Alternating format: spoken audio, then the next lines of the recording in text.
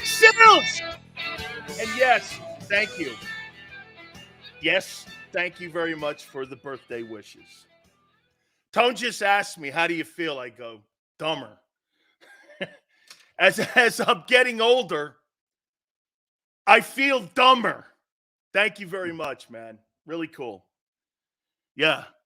Yep. I don't know, man. Hey, Sue, I used to think that was a really great day. Now I'm going like this. Jesus. Holy cow. Right? Okay. I guess so. But hey, do not. Hey, wait a minute. Wait a minute. Stop it. Philly people. Are you crazy? Yes. Listen. Get it out now. Get it out now. Go ahead. Hey, this is not going to change my attitude. Okay? You're not going to soften me up here. I am going to say something very kind about A.J. Brown, though, here in a minute. Hey, Flexin, thank you, man. Hey, you guys are all awesome, man. And listen, MG, all you guys that have other opportunities to go other places and spend your time, you come here and spend it with me. And Ed, thank you. Capricorn. Hey, Tone's Capricorn. No wonder we work together well. You know what? I got to say something about Tone real quick. Dirty D, thank you. One of our loyal guys. You all guys. Jaron, I hate you. Perfect guest. Perfect viewer. See that? Jaron, love you. That's the guy I want. See, I think Tone's now coming around with Big Sills. At first, he's like, yeah, the rumors, I don't know, man. A lot of shit written about this guy. I got to kind of feel it out a little bit, you know? Then some days I can always tell Tone don't say much. This was back in the day. Now he gets it. You know, he didn't go a couple of days, he go quiet. Guy's talking shit, man. What the hell's going on here on my boy Jalen and my boy Nick? All of a sudden now, you know what he's doing? Okay. Oh, okay. Because he's a Capricorn. And you know what Capricorns do? Hey, you know, you're not quite going to be my boy right away. Am I right, Tone? Hey, you're not going to be my boy right away. Hey, you know what? I'll be cordial with you. But you know what? We're going to check the scale out a little bit. And then we're going to see if it goes here or if it goes here. That's why we work well together. Okay? Truly. AJ just killed the BS media. Yes. Stugats. Hello. Buona fortuna. I got to tell you something. Let me start with Nick Sirianni. And I heard A.J. Brown say something in that presser or in that scrum or whatever it was when he was during his media session. Nick fell on the sword for us with the final play. I don't. Also happy. Thank you, LJ. Let me ask you this. Why would Nick fall on the sword and not call his players out? Thank you, Big Marshall. Why wouldn't he just call his players out? Hey, they made the play up. They improvised. It's not something we would have done. But hey, I'm not going to shit on somebody. What we're going to get to that here in a second. I think this is an organizational problem here. Nick, why are you falling on the sword? You didn't have to. The players want you to not fall on the sword. Why are you apologizing and making a lie up and a story up? It hurts your credibility more. So get this. They thought that they were going to get pass interference was a lie on top of a dumb comment. There's no rhyme or reason for that. That's right, Bill. It just doesn't. Why would you make a lie up about something that never happened? It hurts your it hurts your credibility incredibly when you're making stuff up that didn't exist, and then you get called out on it. Well, that never really happened. There was no play. Nobody was trying to get pass interference. Nick made that up at the podium. That's basically what A.J. Brown said. Why do you have to do that? It makes people not trust you, hence losing your locker room. It means you're not genuine. That makes no sense. Get this. It's even dumber now that we know the truth. He got in front of a microphone and fabricated a story that never existed. They weren't trying to get pass interference. He made that up on the spot. Or he was told to say, I don't know.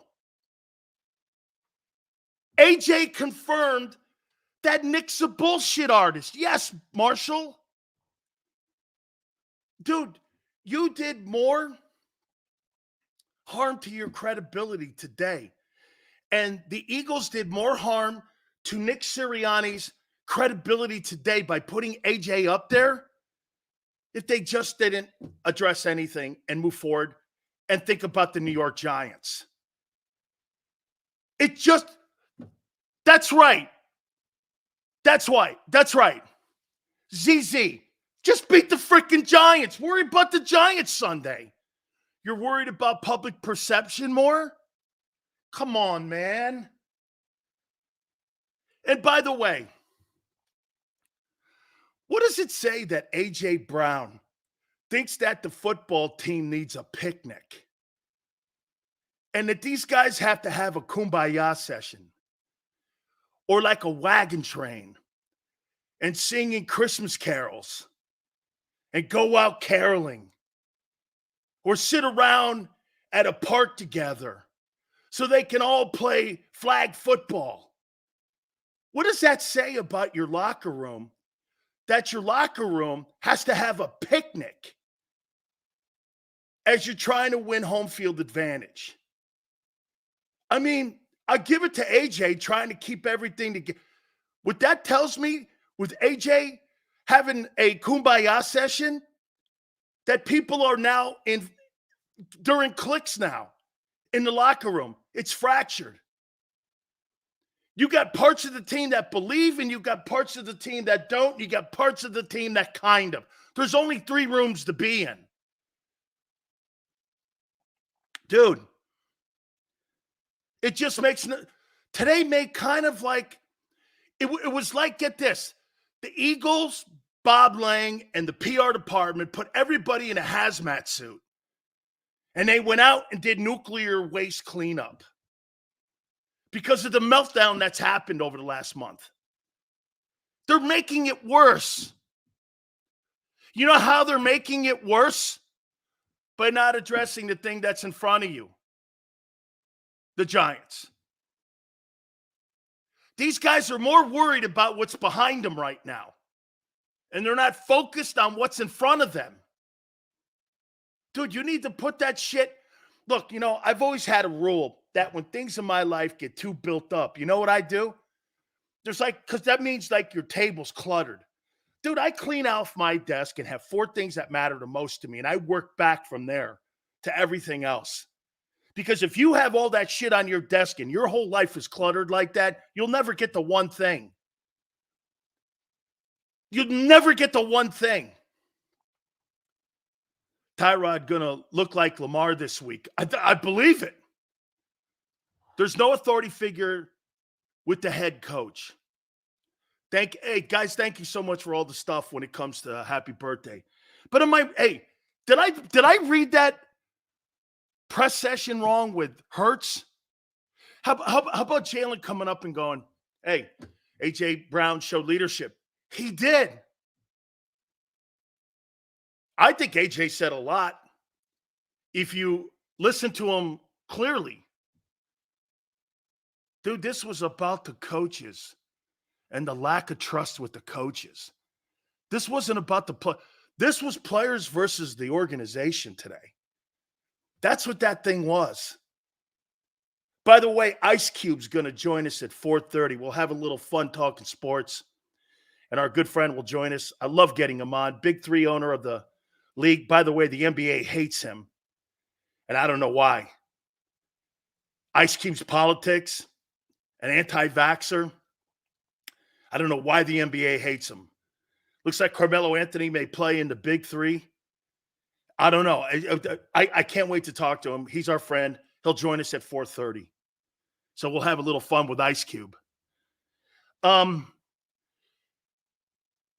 It just makes no sense. Let me get to the topics here.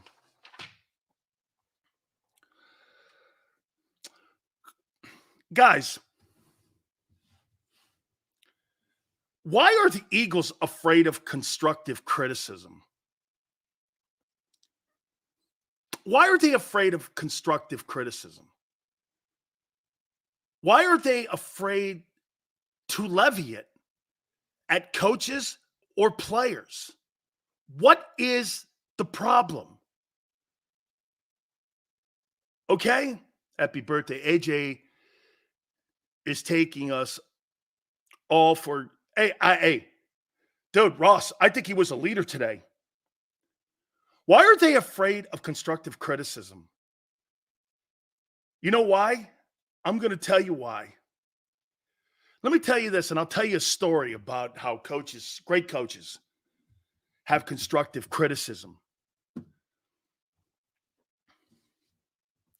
You got certain coaches, when they criticize you, you know they're coming from a place of harm. Then you got certain coaches that criticize you that come from a place of love and wanting to get you better. Because they admit they're vulnerable. KD, how about this one? I told you the story before. My coach used to get on my shit every day, Jimmy Johnson. He rode me like a dog every time, man, because I was very combative when I was a young kid. Thank you, Greasy. I was very combative. I was an angry kid at times. Okay? You know, the guy I am now, it's taken me a long time to get to. Because when I was younger, I wasn't the kindest guy on the planet, and I fought a lot. I got into a lot of fights. And I was very, very combative. And my time at Maryland indicated that and really made a poor reputation for me. Because that coach that was there, that D-line coach, not Bobby Ross, but that D-line coach, Denny Murphy, hated my guts. He took plays away from me. He took tackle. I hated the guy. I broke their bench press record as a freshman. I played as a freshman. He couldn't stand that I was good. I still won an ACC. I hated that guy. And then I got in trouble when the first sign of it, they threw me off the team. So I get to Miami. Jimmy rode me like a horse. And I saw the difference between someone coming from a place of love and someone coming from a place of truth. And then also a place where they were counterproductive. And you didn't believe them. He rode me, and I finally just in the middle of practice. And Betty, excuse me, but I said this. What the fuck is wrong with you? Why are you on my ass so much? He stopped and goes, hey, man, worry when I'm not on your ass.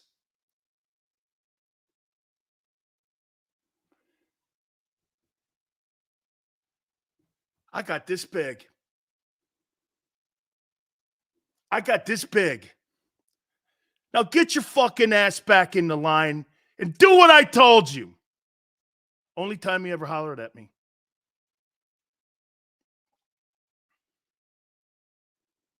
that small.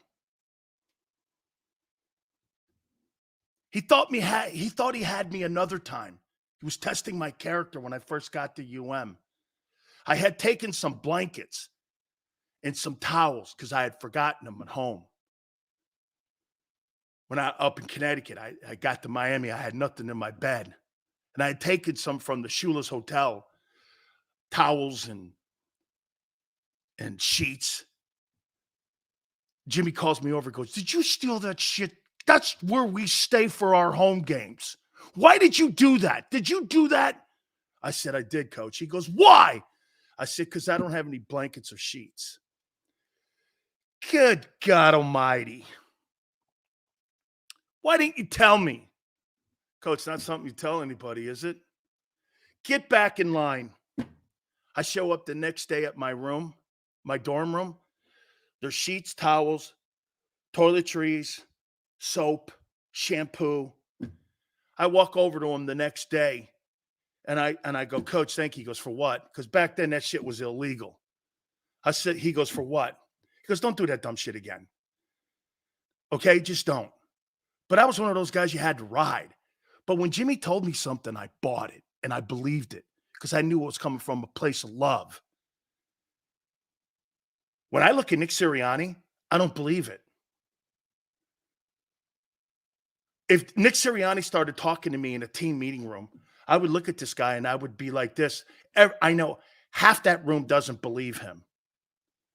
You may have the veteran guys in the room, like A.J. Brown and Jason Kelsey, trying to keep it together, but the other young players, they don't believe him.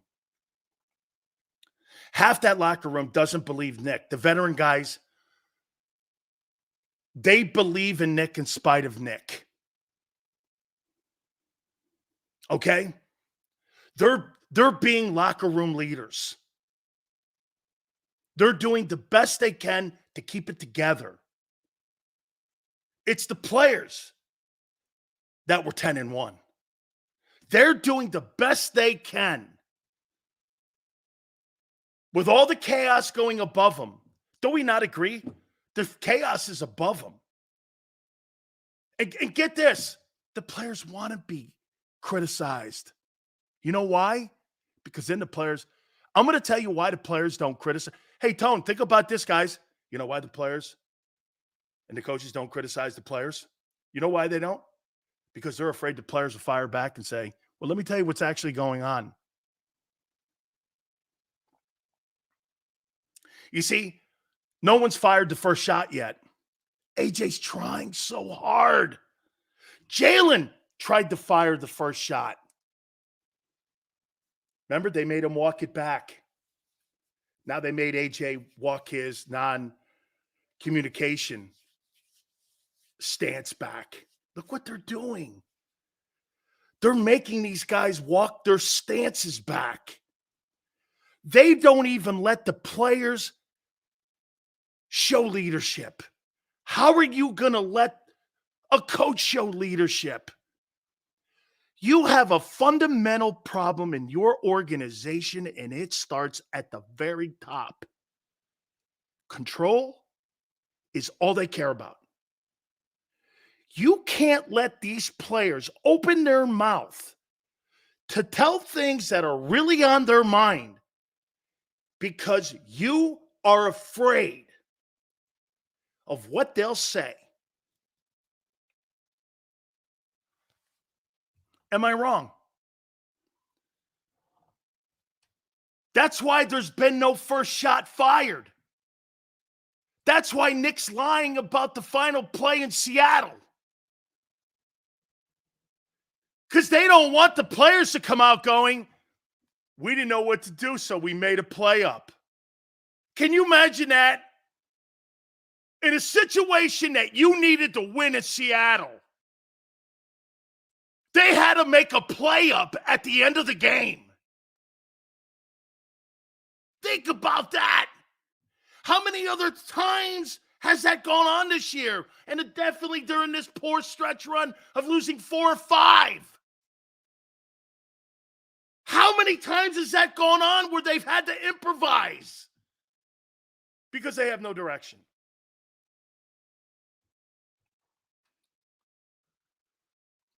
Guys, Nick Sirianni might, watch this. Nick Sirianni might be a good coach. Brian Johnson, Sean Desai might be a great coach. They did, really. You'll never know. Don't you find it odd that Andy Reid's a better coach in Kansas City than he was in Philly? Now, I get it. 15's in the room. I totally get it. But there's no coincidence that if Doug wins this weekend also, he'll win his second division title in 2 years. I'm watching Jonathan Gannon outcoach Nick Sirianni with a shit team. I'm watching Shane Steichen battle, having horrible ownership above him with a third, or what is it, second? Minshew's the second backup team quarterback guy? And he's battling for a playoff spot. That's in spite. Get this. Jeffrey Lurie's not a bad owner. He's just a too controlling owner. It's too controlling. Why are they so afraid to let people be? Is it that? I'll tell you, man, I don't know who has a bigger ego, Jeffrey Lurie or Jerry Jones. Jerry's got 3 rings at least.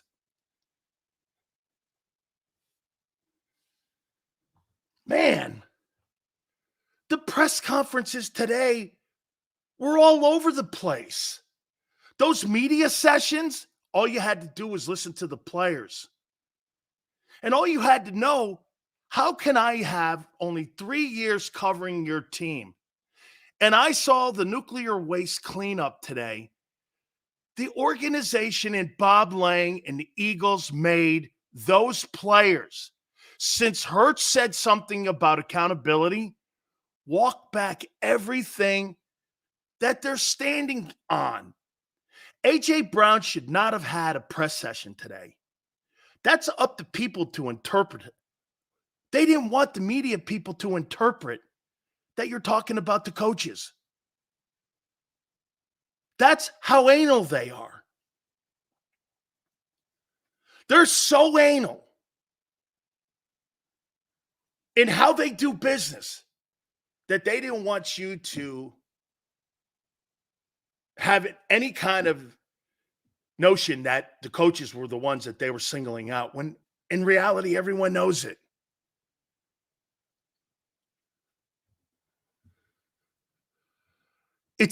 Get this. I heard something today.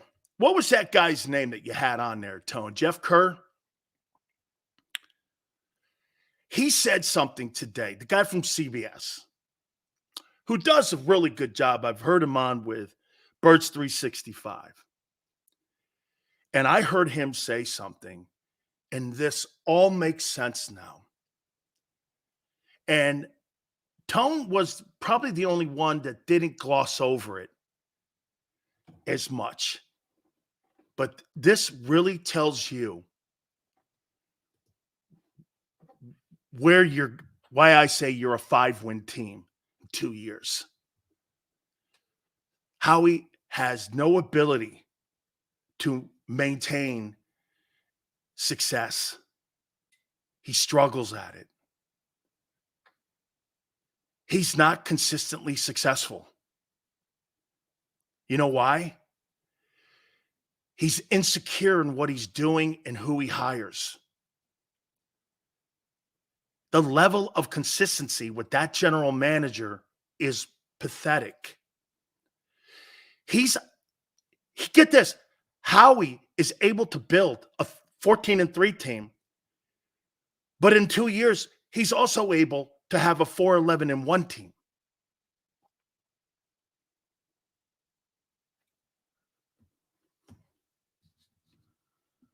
I mean, his level of being able to maintain success. Look at Baltimore. Look at the Steelers. Because you know why? They don't panic.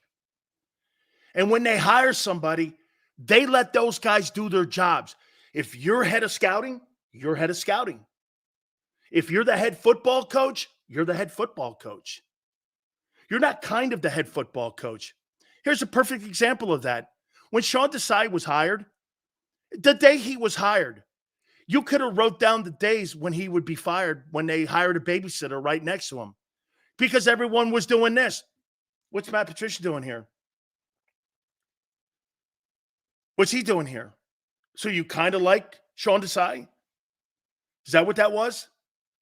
No, he's an executive assistant to the janitor, and he also, cleans up and brings coffee, and he has his own way to get to work every day. We don't need to pick him up in a vehicle or anything.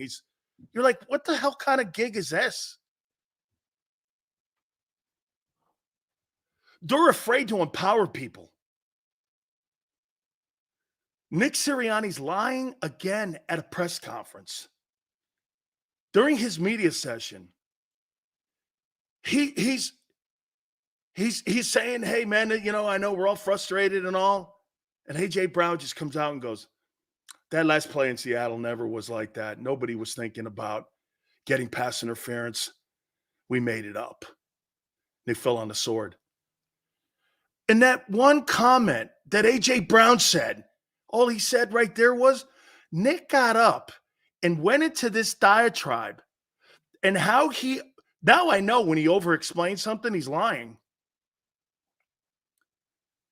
I came away today listening to A.J. Brown, Nick Sirianni, and Jalen Hurts, thinking that Nick Sirianni's an even more bigger bullshit artist.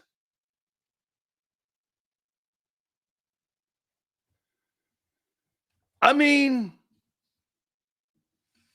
but yet, you know what? I'll tell you one thing that I'm really pretty excited about. Those guys at the Inquirer, when they smell blood, you know what's funny? They're going to give you the latitude, but when they smell blood, they're going to hit you with it. And they're going to come at you. And they are now.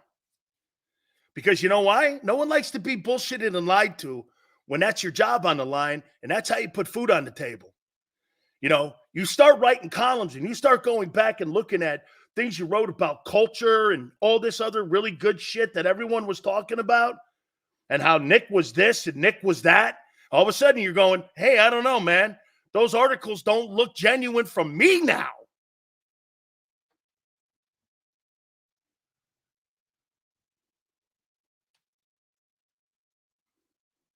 Let me say this to you. See what 11 says? I think Sills is excited because we're going to drop it in the playoffs. I want you to win the Super Bowl. And why would I say that, 11? Because it's great for my show. Once again, you have me pegged wrong. I'm not praying for your demise. I pray for your successes. It's good for my show and my job. Why would I want that to go away? To do what? Talk about the Flyers?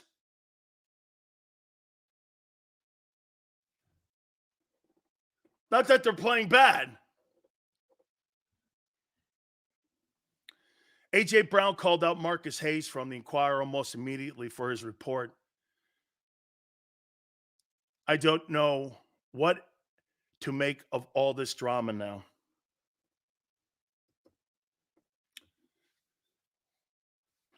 Hey, do me a favor. Tone, refresh what Marcus Hayes reported. By the way, I actually like that guy's work. I actually like his work. I think he does a really good job. And I think he just does what I do. He reports what he sees and feels. And I like columnists like that. As long as you know that's where that's coming from, how he feels and what he sees, and you know it's kind of more like an op-ed instead of being a beat reporter, there's a difference. And being a beat reporter than adding your opinion when you're a beat reporter. Beat reporters who add their opinion, you're not a journalist. You're an op-ed guy. That's okay. Op-ed guys are all right too. There's forms of journalism. I did go to school for that. But again, at the end of the day here, okay, so Marcus Hayes gives his opinion and AJ calls him out. Now you've got even more drama. And now you know what you're going to get with AJ Brown, in my opinion. Let me ask you this. How do you think the Philly media is now going to handle AJ Brown now? Like T.O. or like a leader? Because these media guys, these guys are thick as thieves like players are thick as thieves. They're going to hang with one another. They're going to back one another.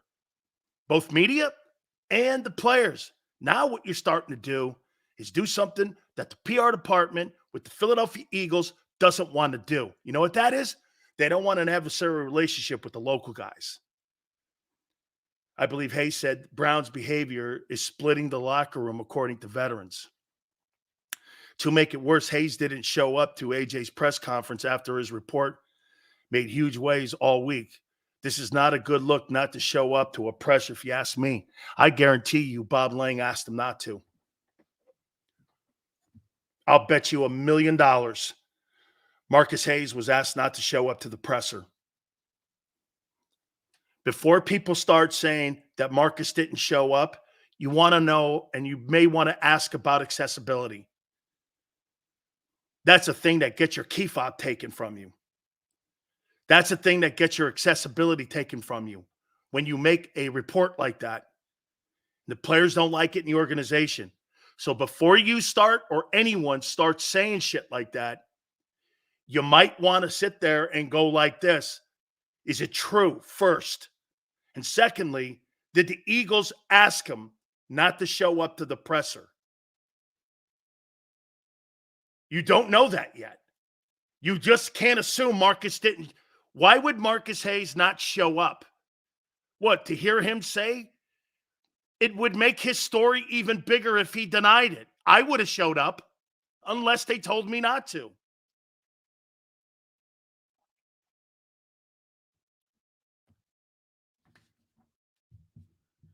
You got to get both sides of it. You can't. The Eagles want to give you one side of a story. Now, wait a minute. Get this. Some of you are not going to believe Marcus, but you'll believe Nick Sirianni. What a bunch of shit that is. What would make you think that Marcus Hayes is a liar and Nick and the Eagles aren't over the last month? Why are you giving? I've even heard Tone say this. Why are you going to give that organization the benefit of the doubt over a guy that covers the team? In one incident, you take the word of the Eagles over a guy who's got no credibility issues in that city, and you call him the liar? That's all you need to know about how you guys look at that team and that organization. You'll believe any fucking thing they say to you. Wow. They could bullshit you like nobody's business. I feel sad for some of you. I really do. I feel sad for some of you. I don't believe anybody in the media and with a football team. I don't believe anybody. I rationalize it out myself. Really, you've been lied to for a month. Guy makes a report, and he's the bigger liar. AJ Brown just told you your coach lied today about the Seattle fiasco and the infamous made-up story about the last play of the game. But Marcus Hayes, who I don't know from a can of paint, is a liar. Okay? You sound dumb when you do that. You sound dumb. That's right, Tone. Tone, that's the safest island to be on. You know what he says? Yeah, man. I'm at the point now where I can't believe anyone. That's where you should be. I don't give anybody the benefit of the doubt. I just follow the money and pay attention to the product at this point. What he's saying is, for some of you that need to have a UN translator, hey, man, look at the team's actions and you make your own assessment off actions, not words and pressers and press sessions. Very simple. The team with the control and the team with the power. Dog, that's all you need to know, man. Marcus Hayes is a freaking liar, but yet, get this. The team's been lying to you for 2 months now. Sills, in your professional opinion, as a veteran, do you think AJ's actions are splitting the locker room? No. I think he's a leader. I think they're trying to paint him as T.O. now. I think people are trying to paint A.J. Brown as Terrell Owens. And I'm wrong, and I apologize for calling him T.O. Brown. I really did. I even apologized on my Twitter page. I apologize. They're saying the same shit that Terrell Owens did to the locker room in 2004. Are they not? And get this. You have a quarterback, and look at the difference between that non-leader, loser of a quarterback mentality-wise, Donovan McNabb, compared to Jalen Hurts today. Jalen Hurts today said A.J. Brown was a leader today. McNabb would never have called Owens a leader, even if he wasn't.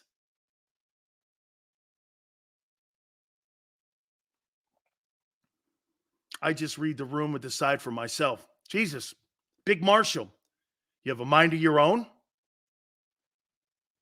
Who would have thunk it? Tone's got a clip here, and I want to hear this. And I believe this is Marcus Hayes. Again, AJ has issues with something. I was told by his teammates that it's with the coaching. I don't think that's a big stretch. I mean, we see him reacting to play calls on the field all the time. And I guess to his credit, he doesn't want to start more than what we're seeing. But there are a couple of players on the team I talked to, one of whom I quoted on Background. When you're a captain and a leader and arguably the best player on the team, your body language matters. Oh, yeah. So, you know, AJ has been a great player and a great example on the field and a pretty good example off the field. But the blow up on the sideline with Jaylen resonates more now, and his distaste or disgust with what's going on the field resonates more now. And it's only amplified when he not only refuses to talk about it, but says, I'm not going to talk about it because I have bad things to say, then says there's nothing really to talk about. I think that's well done by Marcus Hayes. There's no problem there. So wait a minute. People are going to paint A.J. Brown as an asshole and a guy who blows up on the sidelines, but you got Nick Sirianni screaming at Chiefs fans. And he's the face of Philly. Really? You got a coach who's more emotional than A.J. Brown. And he acts like an asshole when he's in Arizona or he's in Kansas City or he's in Indianapolis screaming at fans. And A.J. Brown gets frustrated because the offense, he doesn't like the way it's rolling. And he's a cancer, right?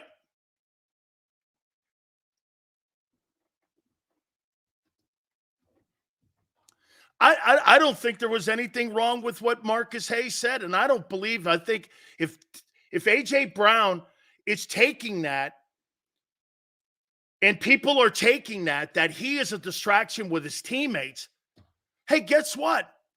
Your damn teammates need to stay. Hey, get this. If you got a problem with A.J. Brown and what he's saying after what we've watched the last 4 or 5 games, I say this to you. Hey, F you. Okay? F you. I don't care. We suck right now. And if you don't like it, that's a you thing. AJ's not wrong. He's just an emotional guy. He's an emotional guy. Okay? Your coach is emotional. How many times have you seen Jalen Hurts have to calm your head football coach down because he's acting like an asshole on the sidelines? That's why I call him Nick Cheerleader. Oh, I see. Nick's the face of Philly. AJ's T.O. Wouldn't happen to be, nah, I won't go there. Most of you couldn't take that. Nah, I won't go there. It's my birthday.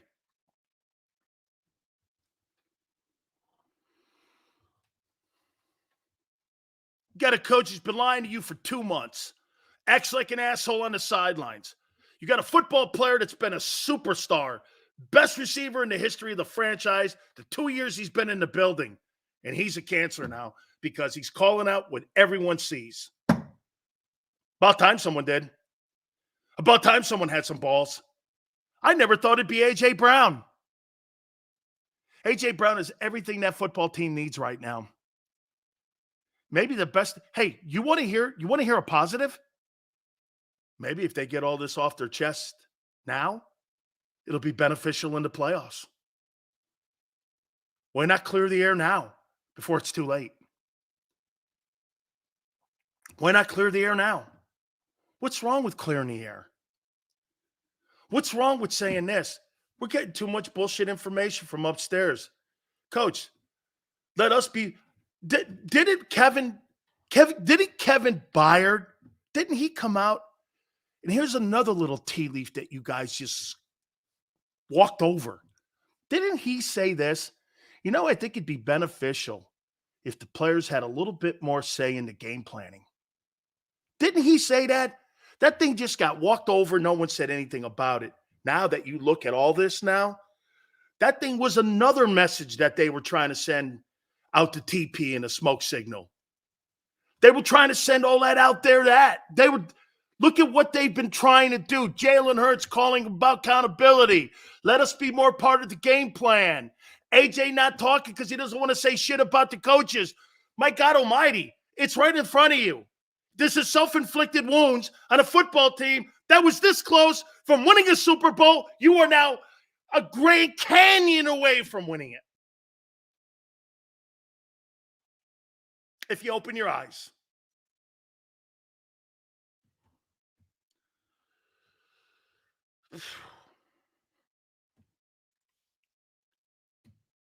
This is not hard to figure out. It's not hard to figure out. Michael says you're the only one besides myself who thought and felt the same, big guy. We have backward-ass city when it comes to certain people. You know what I mean. Great point. Yep, well, Michael, always remember, when you bring race into something, it makes people uncomfortable, and people don't like to be uncomfortable. I like to put people in comfortable situations because you see their first reaction is usually the one that's underneath in who they are. The defense can't stop a nosebleed. 4 straight TD drives against the Cardinals.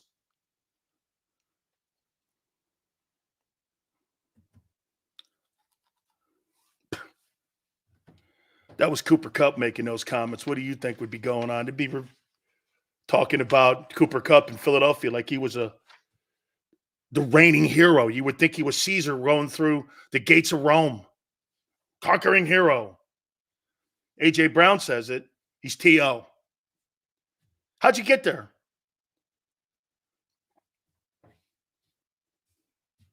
Let me guess. Black angry guy. It's such a stereotype. Why did you – same with Marcus Hayes.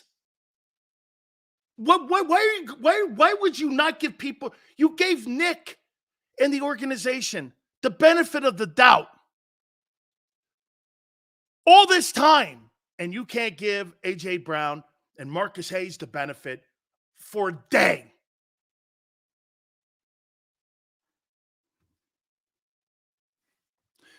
I didn't think what that guy said on Birds 365. I didn't disagree with anything he said.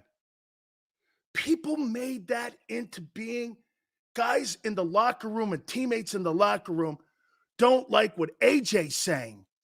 No, they don't like what the coaches are doing. You made that up.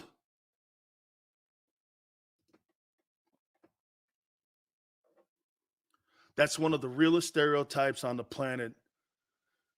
Don't let me get frustrated one day. Sills, the road will come to an end. Are you kidding me, Tone? I used to bring that up all the time. But hey, you know me. Big Sills puts his foot in his mouth. Black athletes are covered differently. Shit, black media people are covered differently. Prime example of it. Today, you stereotyped A.J. Brown. Instead of giving him the benefit, he's a cancer in the locker room, is what people are adding on to that. If that is the comment that Marcus Hayes is being singled out for, actually, do you know what I think A.J. Brown did by singling him out? I think he accentuated the story more for people to go back and read and listen. Actually, I think it's a stroke of genius by AJ, because now people are going to go back and listen.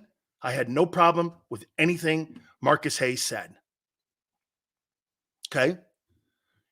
You're the media and the fans and everyone are the ones that added on. He's fracturing the locker room. Where did that come out of that comment that he was on with Birds 365 that he was? I didn't hear Marcus Hayes say that he fractured the locker room. Where did that come from? That just pop out of the ether? Sills, what is the root of the team's problems? The ownership wants too much control of every single person and every single thing that is associated with the Philadelphia Eagles on a game day basis.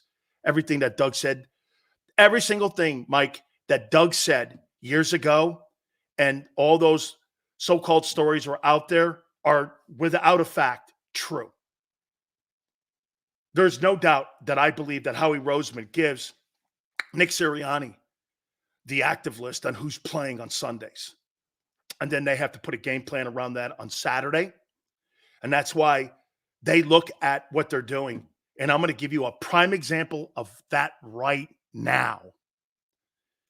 That their game plan is not on game day.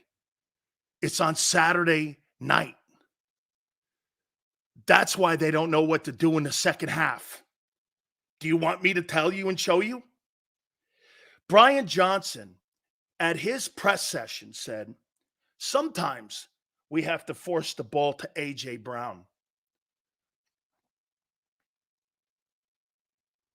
So no matter what, on a Saturday, you're drawing up forced plays to A.J. Brown, no matter what the coverage is. And not knowing before you even get into the game what kind of coverage you're going to throw at you.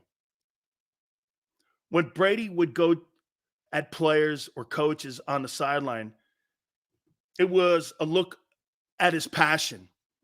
Well, there's a lot of equity there too. There's a lot of equity. Here's A.J. Brown here. Everything that I do, if I say something, I do anything, I'm classified as a monster, honestly, and it's honestly the opposite. Can we turn that up anyway, Tone? It wasn't about the play call. It wasn't about none of that. It was about my guy getting banged up. I'm gonna need Smitty moving forward, and So, but that was it. You know, I apologize to my teammates today. You know, because they shouldn't have to answer questions on my behalf.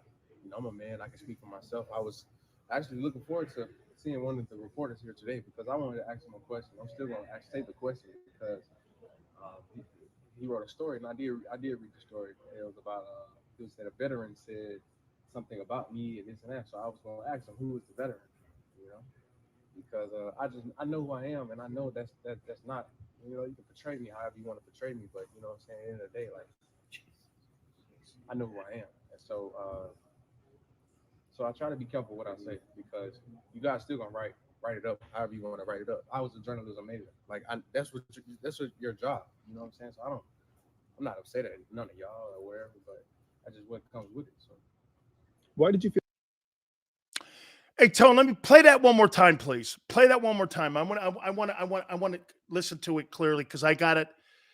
I want to play that one more time here because I think this is exactly what we're talking about here. everything that I do, if I say something, I do anything, I'm classified as a monster. You know, honestly, you know, and it's honestly the opposite. You know, you saw my frustration on the field. It wasn't about the play call. It wasn't about none of that. It was about my guy getting banged up. Now I'm gonna need Smitty moving forward. You know, and so but that was it. You know, I apologize to my teammates today. You know, because they shouldn't have to answer questions on my behalf. You know, I'm a man. I can speak for myself. I was actually looking forward to seeing one of the reporters here today because I wanted to ask him a question. I'm still going to state the question because he wrote a story, and I did read the story. It was about it was that a veteran said something about me and this and that. So I was going to ask him who is the veteran, you know, because I know who I am, and I know that's not, you know, you can portray me however you want to portray me, but you know what I'm saying, at the end of the day, like, I know who I am. And so I try to be careful what I say because you guys still gonna write it up however you want to write it up. I was a journalism major, like that's what your job, you know what I'm saying. So I'm not upset at none of y'all or wherever, but that's just what comes with it. So Why did you feel? Remember something, Howie, now here for AJ. That could have landed where he thought that he took it as Marcus said that the locker room was fractured. To me, when I listen to Marcus Hayes talk on Birds 365, that's not how I interpret it. It didn't land that way for me. So it could have landed that way for him. But there's no question, in my opinion, that they're portraying this guy as a locker room cancer. And it is an absolute misrepresentation of what he's doing. He's acting like a leader. And man, Tony, I almost said it again. He's being, let me do it so I could do it one way here. He's being identified as angry eagle guy. Go ahead, Tone. the reason why I didn't speak to the media after the game because I didn't want to be negative. You know, I had already transitioned to the mindset where we were going through a tough time, and so me personally, the person I am, who just know I just have to go back to work. You know, ain't nothing I could do about it. You know, and like I said after the game, I said I was raised. If I had nothing nice to say, I'm not gonna say nothing at all. So I'm not just about to continue to compound the negative with the negative. So you guys can write more negative stuff. Like you guys watch the game too. You know what I'm saying? So like you guys already know. So that's why I was like, there's nothing more that I can say. You know, I'm not trying to make it worse than what it is. And so, and then on top of that, everything that I do, if I say something, I do anything, I'm classified as a monster. Honestly, and it's honestly the opposite.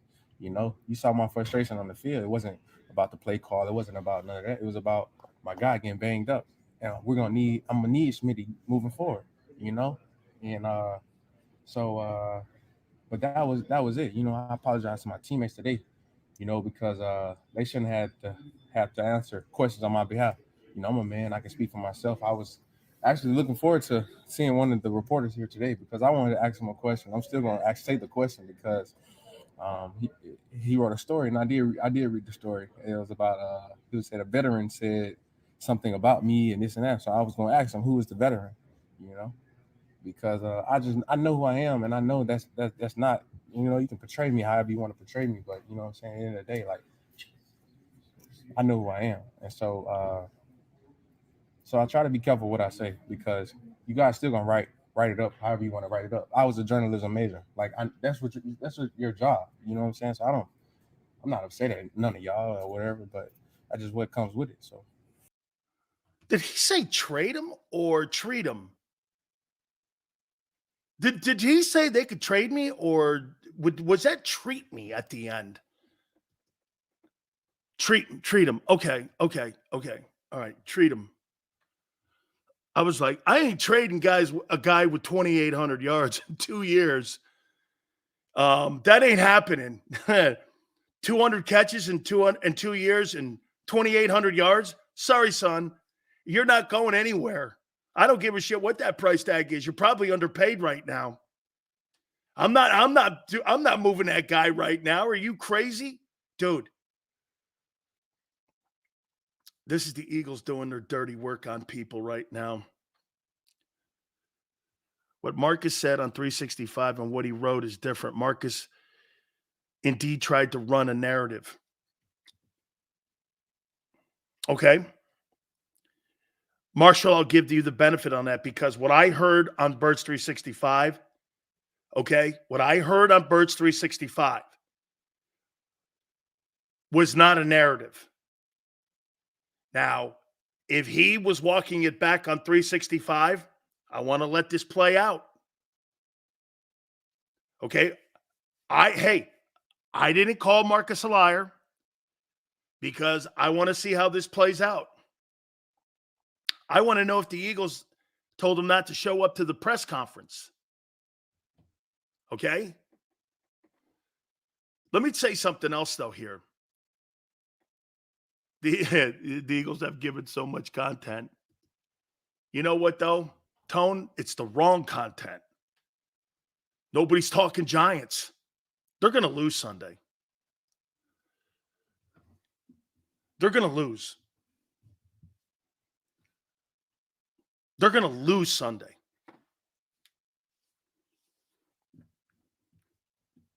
Or that game, if I were you, I'd take the points. I would take the points. That team's either going to lose or limp to a victory. Okay? They're either going to lose, they're not covering. I bet you those points come down. It's got to be 13 and a half. Shit, what were the points in the Cardinal game? Wasn't it like 13 also? This is the noise that the team didn't have at all last year. Look at this noise. You got a chance to be a 12-win football team, and you look like a 5-12 football team. How about this? You not only look at times now losing 4 or 5, you sound like it. You sound like a losing team. Here's A.J. Brown here with Howard Eskin and his bite. I think, honestly, you know, with being friends, I think conversations get blown out of proportion. You know, sometimes it may look heated than what it really may be. You know, and nowadays everything is broadcast. If we have a conversation and we're arguing, I'm arguing about targets or something like that, and in reality, just something that we may saw or he didn't see or I didn't see, or something was said, and that'd be the end of it. You know, it doesn't be that deep. But the media, the reporters say whatever, on TV, the commentators say whatever, the whole world go with it, and that's just how it happens. So When you look at the way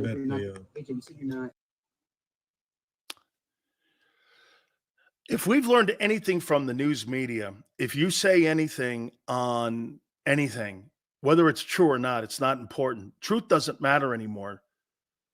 Entertainment and the storyline and the narrative matters. People don't report on stories anymore. They report on narratives. Sills, are we sure there's no noise? Last year, the winning covered it up. Absolutely. Absolutely, the winning covered up the noise. How about this? I heard Tone say something. And him and Rob were talking about the horrible plays at the cornerback position this year, especially Bradbury. Here's a prime example of what those guys were talking about and what you just asked, the cover-up. Let me ask you this. How much effort do you have to give when a team has 70 sacks and the mountain of pressures you had a year ago versus that number being cut in half? You think you got to do your job more this year? The corners were the same corners a year ago as they are this year. They're no different. They're no different. They look slower. Yeah, because the routes are bigger and they're more developing because you're not getting pressure. Remember I said to you about 4 months ago, the volume of pressure's down and it's affecting the secondary. Article by Marcus Hayes, and he said, quote, the Eagles have a problem and it wears number 11 and headsets and it's tearing the team apart. Well, then he tried walking it back on 365. Okay. He's denying that. And if there are players that are in that locker room that are doing that, that's Nick Sirianni's fault. Actually, it's Howie Roseman's fault. Because let me tell you something. When you've got an authoritative coach and you got a Percy Harvin spreading poison in your locker room, you fire him. You don't let him walk around in the locker room creating issues. It's a lack of leadership from your head coach. If you got people who are barking at media people and saying that A.J. Brown's a cancer, I don't want that guy on my football team. I don't need a Judas. I don't want that guy on my team. Alshon.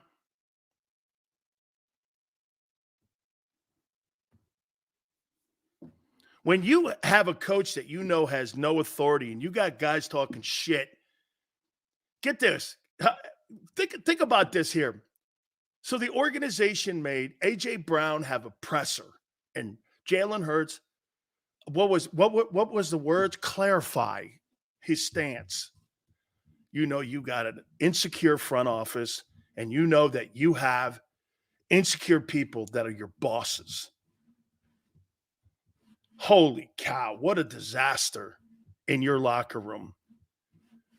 And the three-headed monster, Lori, Howie, and Nick. They're the three donkeys.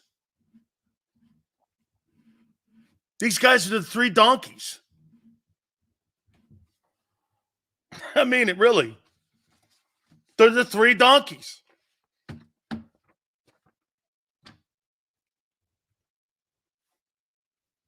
There is zero leadership on your football team. Zero leadership on your football team. This is more of a chaos season than any football team I've seen. Here's the thing. The Cowboys had a lot of chaos on their team, but they won 3 Super Bowls in 5 years. You've got all this winning and chaos and nothing to show for it.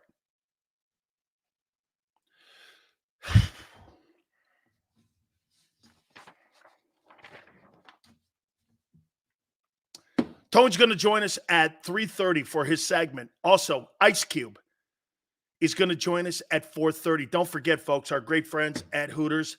great specials that we have, like Wing Wednesdays, 1983, all you can eat.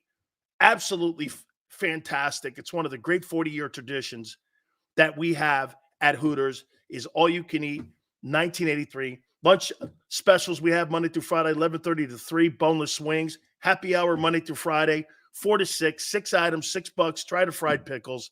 Also, if you don't want to go into the stores, Hooters to go. Go to the app, get the food, order it, bring it back to your crib. I mean, look, I love their steamers too. I had some when I was at KOP a couple weeks ago. NortheastHooters.com. That's NortheastHooters.com. By the way, don't forget also, you're going to see a code word that's going to be thrown out throughout the entire 4-hour program. You email us at dansilioshow@gmail.com. All your information, and you may end up being a winner, and you may end up winning some merchandise and also some great gift certificates, all courtesy of our friends at JAKIB and at Hooters. Great friends in the Northeast section, all the way from Rhode Island down to New Jersey, Newark, Delaware, all the way to KOP. All of our fabulous friends. We appreciate you guys so much. Hour number 2 coming up. Hit the like button. Keep it here, National Football Show. Eat chicken wings, buy Hooters things. Christmas is near. Shop, have a beer. Christmas shopping shouldn't be hard. Give your friends a Hooters gift card. This year, stuff their stockings and yours too with a one-size-fits-all gift card. Buy a $25 Hooters gift card and receive a $5 Santa's bonus card. Make it Hooters for the holidays. Eat chicken wings, buy Hooters things. Christmas is near. Gift cards are here. Good at Hooters everywhere now. Hooters gifts are always favored.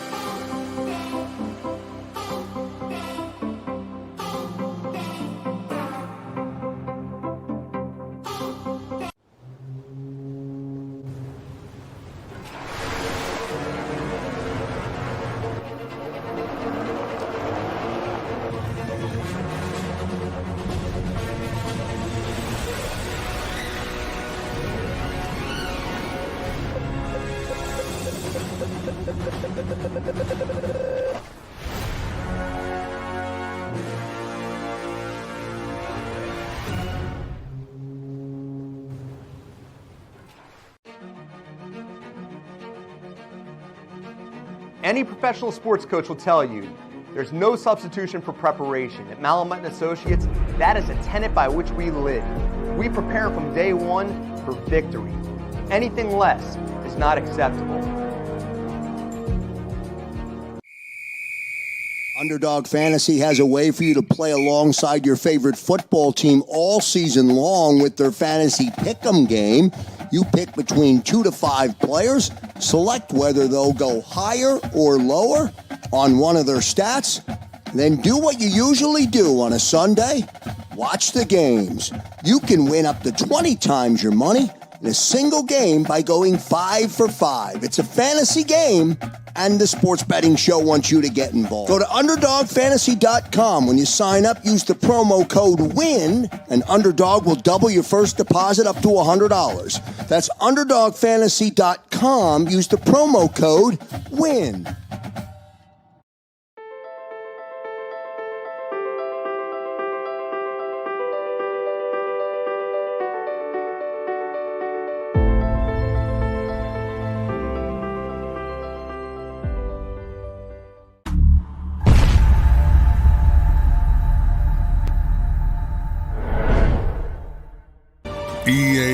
EAGLES, Eagles.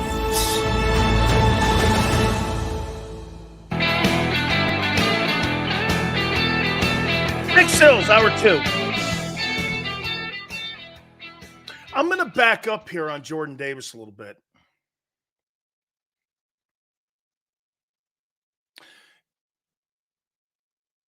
In my praise, but not in my evaluation of who he is, because my evaluation really hasn't changed.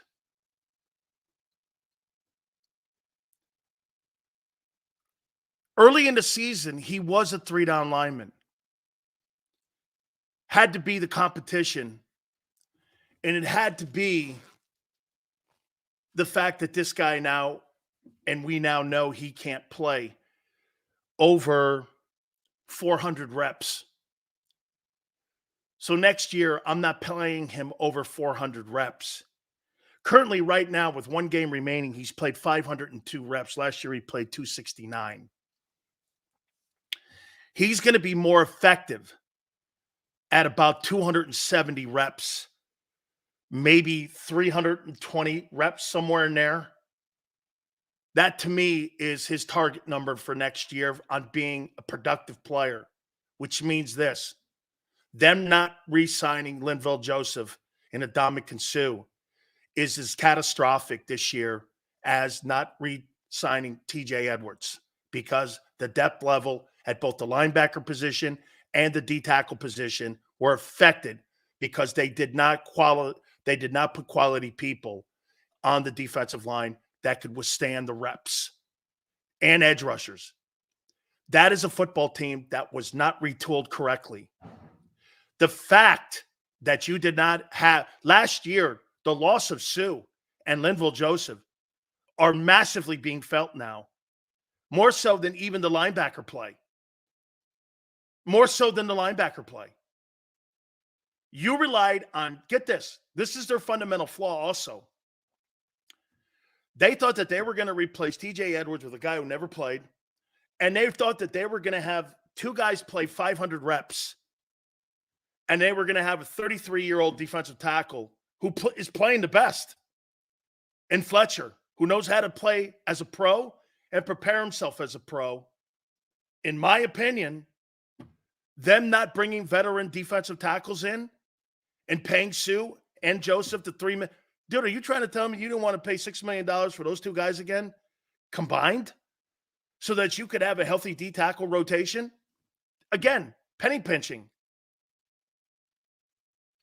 Penny pitching. Get this, you didn't replace Javon Hargrave. You didn't replace him. Now, 5 years from now, yes. Today, you didn't. And by the way, it didn't have to be Suh. It didn't have to be Joseph. It could have been someone of that ilk, veteran tackles, that could have given you a better rotation, that were good against the run. You didn't need to have Ndamukong Suh, Detroit Lions Ndamukong Suh. All you needed a guy to do was play first and second down. You probably would have helped Jordan Davis out. You clearly would have helped Jalen Carter out.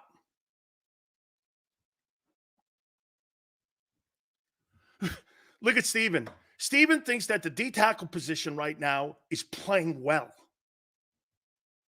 You're getting murdered. You're murdered. The shitty Cardinals destroyed you. The shitty Cardinals, a 3-win football team, ran for 230 yards on you with an awful O-line and James Conner. James Conner looked like Emmitt Smith. Dude, some people just don't like, yes, Davis and Carter are better than the old-ass guys. See this guy right here, Steven? Really? He thinks giving up 175 yards a game in the last 5 games is good D-tackle play. To the Cardinals. To the Cardinals. I'm not talking about starting people, dumbass. I'm talking about depth. You have no depth. Look at the trash can linebacker. So wait, you got trash can linebackers, and you really don't have anybody else behind your 2 young tackles who've never played that many reps in their careers.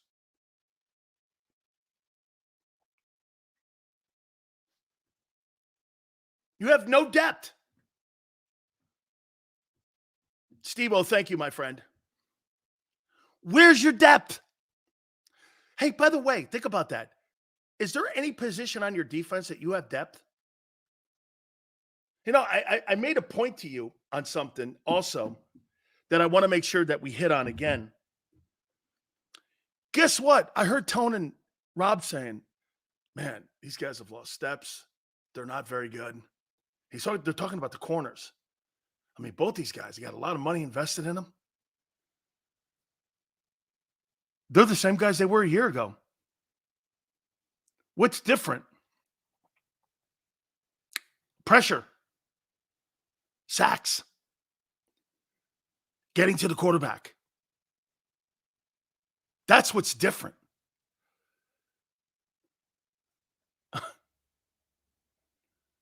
No. Get this. See, this is why LJ likes to lie to you guys. They were 4.9 yards per game. Okay? Per carry. Not in total yards. Nice try, kid. Get to the back of the bus now. That's your comment for the day. Congratulations. Now go stand back in the corner with your dunce hat on.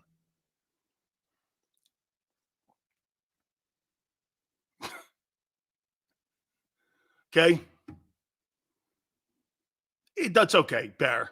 He gets his one little comment. Then he has to go put his aluminum foil hat on and sit in the corner, put his thumb in his mouth, and think of something smart to say tomorrow because he gets one shot at the title. Only one, kid.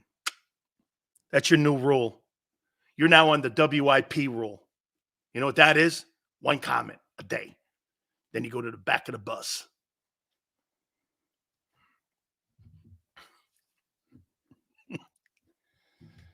Big Sills rules. Those corners are the same.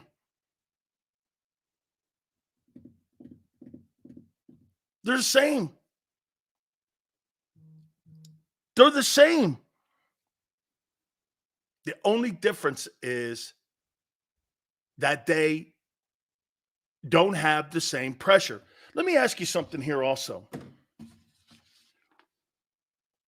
about Hassan Reddick.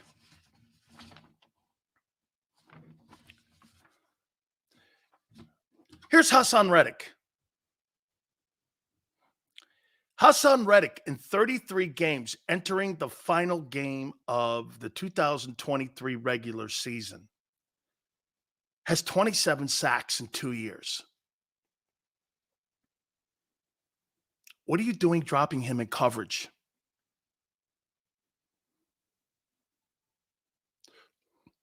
"27 sacks in 33 games is Reggie White stuff. And you are get this. So this year, you took Jalen Hurts out of his comfort zone. And you took Hassan Reddick out of his comfort zone. And thought that was winning formula for winning football games.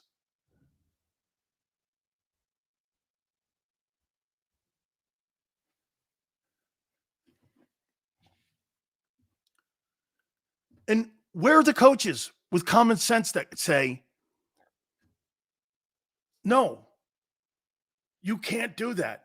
Oh, that's right. He's in Baltimore. That's right. He's in Baltimore. You think there's any coincidence that the secondary in Baltimore is one of the better secondaries in the NFL? And last year, you were one of the best secondaries, and you turned Gardner Johnson into a Pro Bowl type player who got $8 million in the open market. Do you think there was anything possible? But see, here again, the Eagle front office believed that it was them that made Gardner Johnson, not Denard Wilson. And when Denard Wilson started speaking up on some of the things that were fundamentally flawed, you know what he probably did in his interview? We're going to have issues this year. We're not going to have the personnel we had a year ago. We're playing better quarterbacks. And you're not only playing better coordinators on offense, they're playing better coordinators on defense. Do you know what the biggest problem was for the Philadelphia Eagle offense this year? And do you know what it was with the 10-1 record? Let's take a look at this. So you opened up with Belichick. Then you had Brian Flores. Then you had Del Rio and Rivera. Then you had Raheem Morris. Then you had Vic Fangio. Who else did you have in that run? You had Todd Bowles in that run. Every one of those guys has a Super Bowl ring as some type of D coordinator. Those guys unraveled the Rubik's Cube.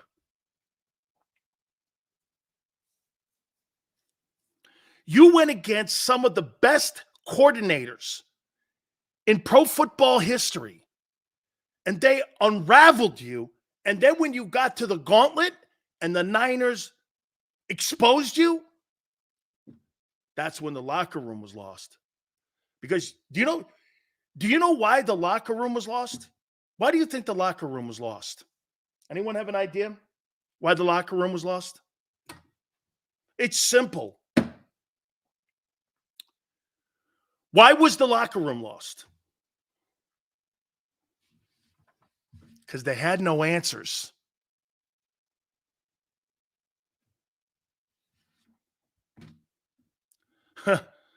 T. Will goes 2 1,000-yard receivers, and your offense is ranked worse than it was a year ago, and you had less yards last year passing.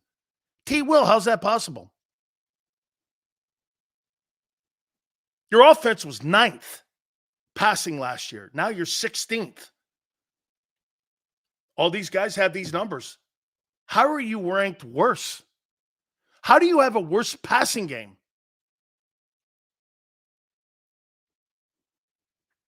Fundamentally, you have a worse passing game. Technically. That's right, Big Marshall. When the coaches didn't have the answers that the players needed to counteract what all those coaches had shown, they weren't buying what they were selling. And here's where you are. Very simple.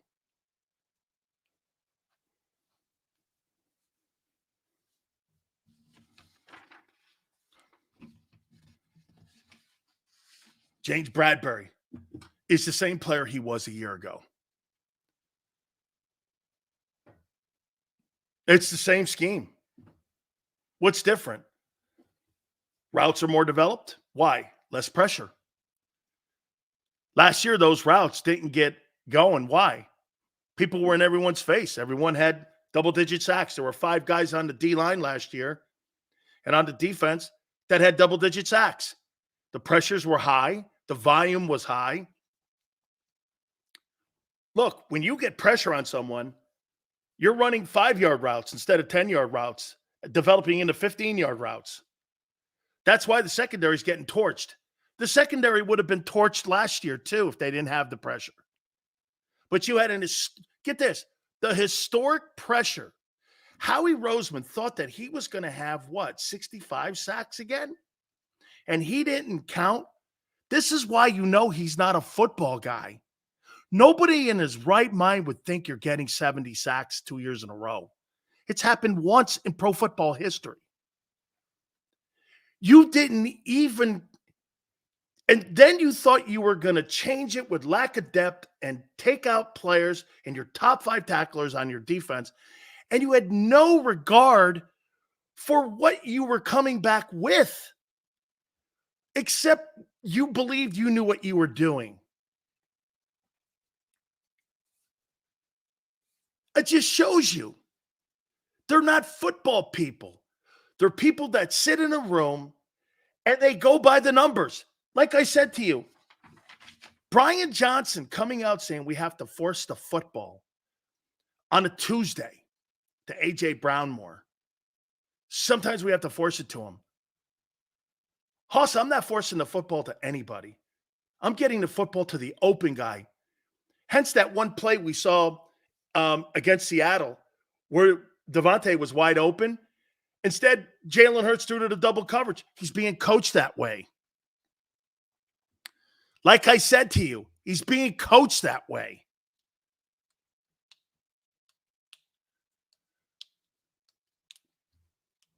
They're telling him where to go with the ball.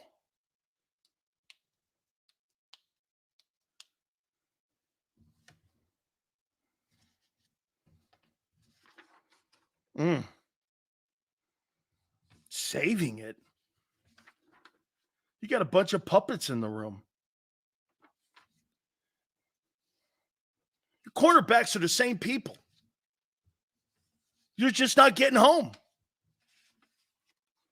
Man, Bradbury looks so slow. Yeah, well, or you see Darius Slay reaching out and grabbing guys because guys are running by him. They would have ran by him last year too.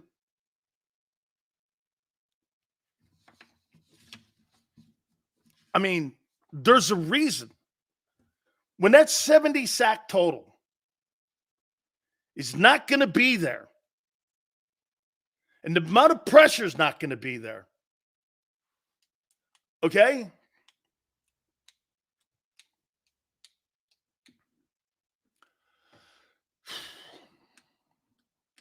Crazy.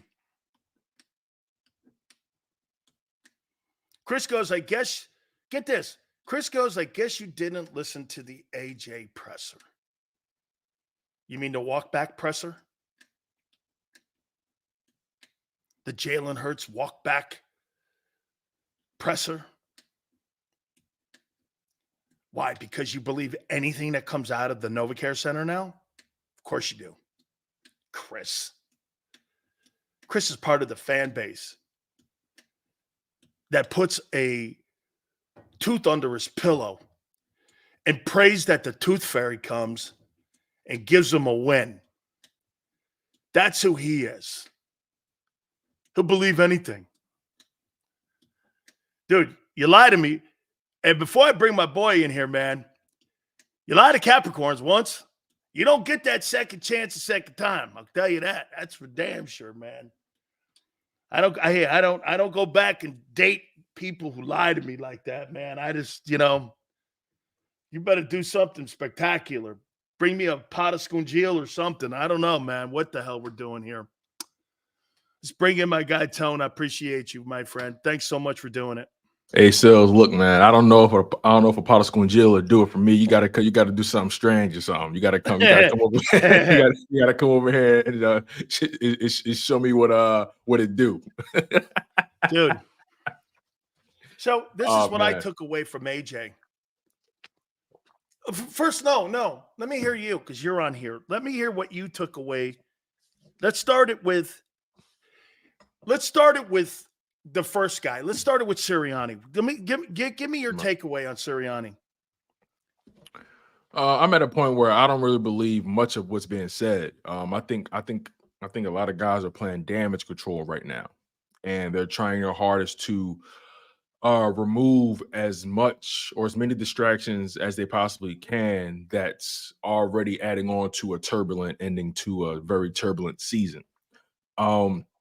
When I was listening to AJ Brown speak, the thing about when he speaks, it always appears very genuine. It always appears very raw. Most emotional people are. Yeah. And for him to not speak the past couple weeks means that he's been trying to find the words over the past couple weeks. So, because he knew eventually he couldn't keep hiding, right? So eventually he knew he would have to speak up. And he's had 2 weeks to prepare this and really walk through this. And I'm pretty sure the Eagles PR people pulled him to the side and said, look, we know you're speaking today. Let's kind of go through, let's kind of iron some things out a little bit. Right. Oh, no, they worked this out. Of course. This is there's so much that goes into these companies have PR departments, public relations. If people don't know what that means, public relations, they want to make sure they dictate the narrative that's out there. They want to make sure they dictate how you're being perceived, so on and so forth. And very important. It's important to every company, any establishment that makes money, your PR is important. NFL owners, most notably. Exactly. So when AJ Brown was talking about, Nick Sirianni, when he was trying to cover for Sirianni and say how he's still rocking with him, and AJ Brown said everything that he was supposed to say. Let's put it that way. He said everything that he was supposed to say. Did I believe everything he said? No. And it's not because I think he's a liar. I just feel like he's trying his hardest to alleviate any more attention that he's added to the situation. But I don't believe everything he said. I don't believe the fact that I don't believe he's wholeheartedly riding, with Nick Sirianni. I think he respects him as a man, but I don't think he trusts him on the football field. You know what I mean? Again, this is just me. He looks at him as part of the problem, that the institutional issues they have with control. Do you think that he looks at him? He likes him. You can like someone. You can like someone, Tone. But when you become systematically part of the culture of how they do business, you don't have the same respect for him, for his authority. You can like and I think that's what it is. And I think that's what he's saying, but not saying. I think he's saying, like, I like Nick, but he's looking at Nick like, you're not even the real issue, are you? I think that's how he's looking at Nick. Like, it's not even your fault, is it? You know what I mean? It's not in his hands. And it's not even in his hands. So, but look, though, I will say this, though. As an Eagles fan, I appreciate AJ Brown coming out there and setting the record straight for himself, because he has been getting a bad rap over the past several weeks. He's been getting a bad rap since KC, I think, or maybe he's been getting a bad rap since Minnesota. Remember? He's been getting a bad rap since then. And I never felt like AJ Brown was the main reason behind their troubles. Yeah, I never felt like that. Can I tell you, my wife goes like this. She sits up there listening. She goes, "You really took a shit on AJ Brown and called him T.O. Brown?" I go, "Yeah." He goes, "White guy, media guy." And I went like this. What? She goes, "You don't even know the freaking story yet." I never felt like he was the issue. He just struck me as a player that was passionate and wants to win. But don't you think it's odd? He thinks the team needs a picnic. I think it's funny you said that. I felt like he felt like that he needed to set the record straight with his teammates first, because remember, he mentioned how he spoke to the team prior to speaking to the media, now, was he talking to the team, or was he talking to the coaches through the team? It's funny you say that. I believe he was doing both, right? I believe he addressed them as far as, I apologize for not making myself available and making you guys answer for me. I think he apologized to his teammates for that, because coaches talk through the team to talk to a player. Right. So I think as far as the team goes, he was saying, "Hey, look, I apologize for putting you in a position to have to speak for me." Right? I don't want to have to speak for anybody. You know what I mean? And he didn't want to be the bullseye. Right, and I respect that. As far as his discomfort or his distaste for what's going on the field, and trying to keep everybody together, I think, to your point, he's talking to the team, but he's talking at the coaches. Totally. That's how I take it. And look, again, a lot of Eagles fans, I've been on Twitter just reading people's reactions to the press conference. A lot of his press conference has kind of restored some level of optimism amongst the fan base. It has, and and rightfully so. Absolutely, because he's the first person so far to, I don't know. Let's put it this way. He's the closest. Yep. He's the person that came the closest to telling how it is and holding people accountable. He's the person who came the closest. You know what I'm saying? Jalen Hurts' job for him. And I spoke to Rob about this. I said, I'm pretty sure AJ and Jalen have way more conversations than we're privy to. Way more. And I'm pretty sure AJ had one another. I've seen the pictures of it inside there. You cannot help not to have just common conversations. Exactly. Life conversations. And Jalen is the godfather to his daughter, and the birthday party, like they really communicate, right? Yes. I wouldn't be surprised if AJ Brown said to Jay, "Hey, listen, man, like, I'm the wide receiver. They ain't gonna listen to me. You gotta, Yeah. you gotta swing your weight around, man. You gotta swing your weight say around. that. I wouldn't be surprised if AJ said that to him. That just sounds like his personality to be upfront with his best, be upfront. And I with could Jalen. hear somebody who could be an onlooker in the locker room who heard that conversation if it was spoken instead of text. I could think that there was a guy that doesn't know the relationship that those two guys have beside and behind the scenes that could come up with an innuendo or a narrative that's saying that he's pushing this guy into trying to divide the team here. And it could be some outlier guy that it's maybe said something to a media guy. Let me tell you, man, when you hear things in the locker room sometimes, the biggest mistake that players make, sometimes not everybody's butt buddies in there, dude. All 53 guys. Yeah. Guys, Especially offensive, defensive guys. Right. Like, you You're play not all tight like that. It's like two different it's like two different yeah. Dude, the defenses and the offenses are completely different sometimes. The guys who with the longevity in the building, and I would say this to you, guys like Kelsey, guys like Graham, Fletcher Cox, Hurts, those are the guys that are trying to keep it together. Mm-hmm. Okay? Now, I'll tell you something he did say that made me now have even less respect for Nick Sirianni. Dude, that whole press session that he had on that Seattle play was manufactured and made up. AJ goes like this. There was no play. There was no play. He fell on the sword. Well, then why did you feel compelled to come out in front of the media that's the thing. and manufacture a lie? I didn't understand that. And I respect AJ for saying, hey, look, I don't think AJ realized what he did there by saying that. Of course not. Like, I don't think he realized it either. I think he genuinely felt like, hey, look, we're rocking with Nick because he's rocking for us. Yeah.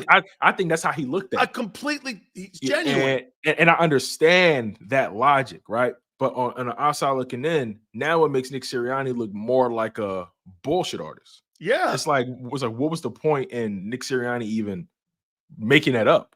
He made that up. Like, all you had to do was say, yeah, we had a play drawn up, it didn't work out. Move on. Like, he created. I thought I was reading the hit and run story. He created a whole fabricated lie. Just, he doesn't even know how to lie well. What I'm saying? But what's the point? What's the point? What's the goal? What's the end game? So, again, I have Why no problem with. Why are they afraid of constructive criticism? A lot of people can't handle it, man. A lot of people can't handle somebody being. Your organization can't handle constructive criticism. I'm gonna say this it's to you starting too, to appear that way. The reason that the coaches don't throw shade on the players is because that would be the first shot across the bow for the players to fire back. So the players, they're frustrated because they can't say anything because the coaches are constantly covering for the front office, and that is the rub. The players want to say something so bad that their actions are showing you, my God Almighty, this is so simple to look. Just and watch the thing. And you know what it always circles back to? Control. Think about how much. Think about how many strings are being pulled throughout all this nonsense. And we have a football game on Sunday. Just think about all the strings and the, all the different things that have been thrown out there for us to listen, read into. And look, AJ Brown did what he was supposed to do, and I'm glad he did it. He restored some optimism in the fan base, which I appreciate and I respect. And this now at this point in the season, this situation can go one or two ways. This can either galvanize some guys, or this can have this team just crumble to oblivion. Maybe airing it out helped them. And I'm a firm believer that airing out things get you that much closer to a solution. I'm a firm believer in that, right? I can be abrasive. I can be too honest. I'm not a good liar. If you lie to me once, I have a problem with you at any point going forward. I'm there too. I don't do well with deception. So I appreciate AJ Brown being as candid as he could possibly be. You know why I don't have a lot of friends, Tone? Because most people lie to you. Yeah. And I can't take liars. Yeah. And there's no reason to lie to me. No reason. You You lie to strippers. I'm so you glad don't you lie said to that. your friends. Like, I'm so glad you said those exact words. There's no reason to lie to me. Yeah, there's no reason to lie to me. If you lie to me, you'll lie to. If you lie to me, you'll lie about anything. And I can handle bad news. You know what I mean? I can handle a setback or anything that didn't go according to plan. I can handle that. I'm a big boy. So when people lie to you, it's like, it's so unnecessary sometimes. I've never been good at it, so I've never really, leaned on that. So, but this team, they got the Giants this Sunday, and you would have thought, because of everything that's been going on these past several weeks, has been a nightmare for the Philadelphia Eagles in terms they're of going to lose that game, or they're going to limp to a win. In terms of public relations, it's been a nightmare in terms of just the overall product on the field. And overall, I'm at a point where I'm taking everything that I hear with a grain of salt. And I think everybody should be responsible enough to do that. Take everything with a grain of salt. You know what I mean? The Marcus Hayes story. Where do you land on that?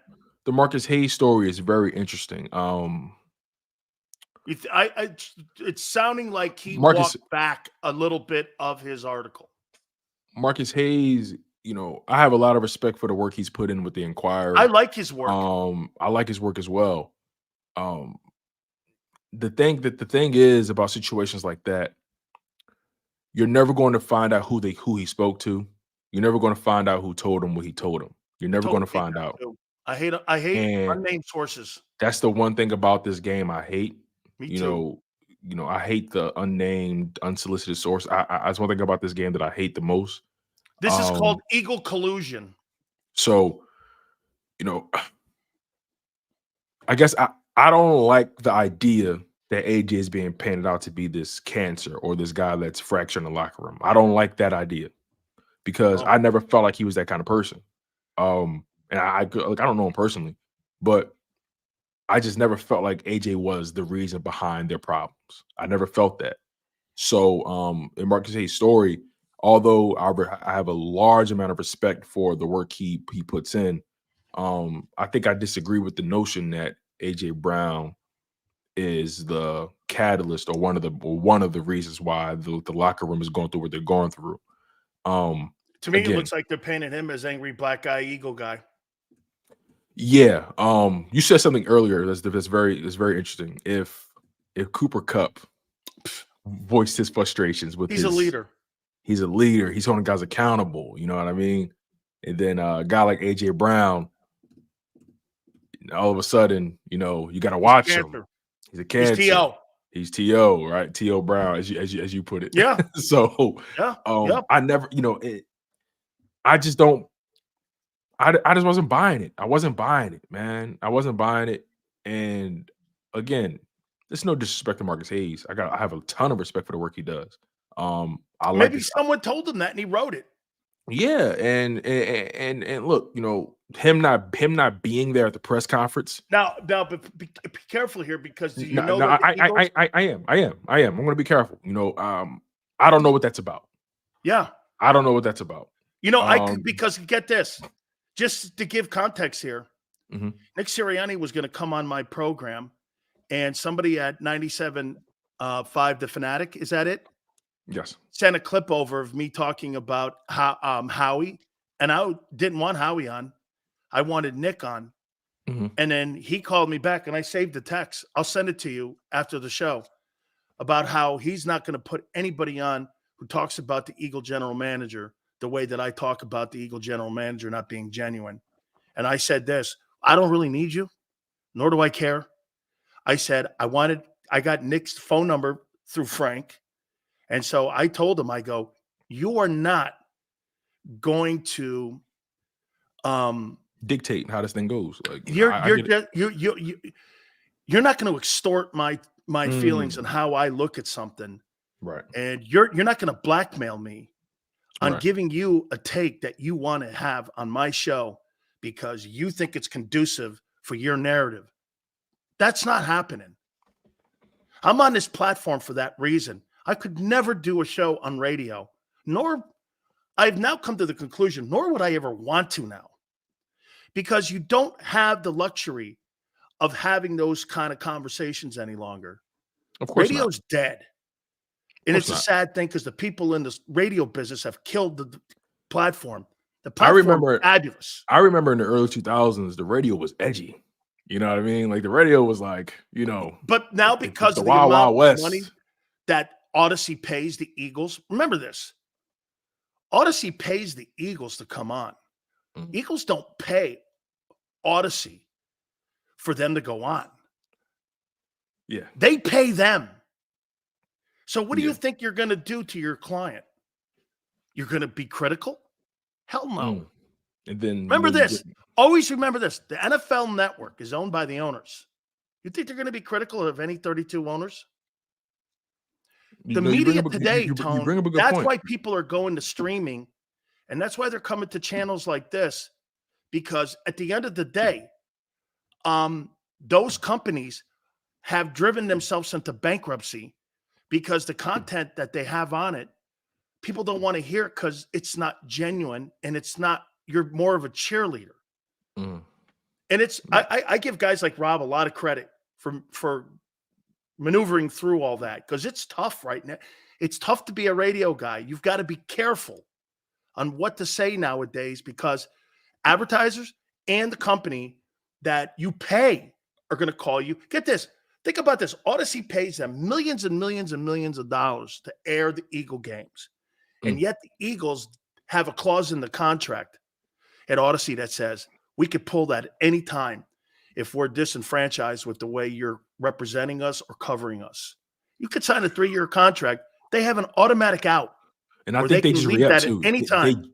And I think they just re-upped this year, earlier this year, or last year. Massive money. They just re-upped. Get this. They pay them. And yet the Eagles dictate content. What I said to you earlier, at this point forward, I'm following the money and I'm following the product.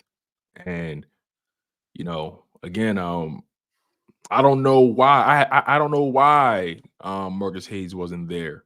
My money's on.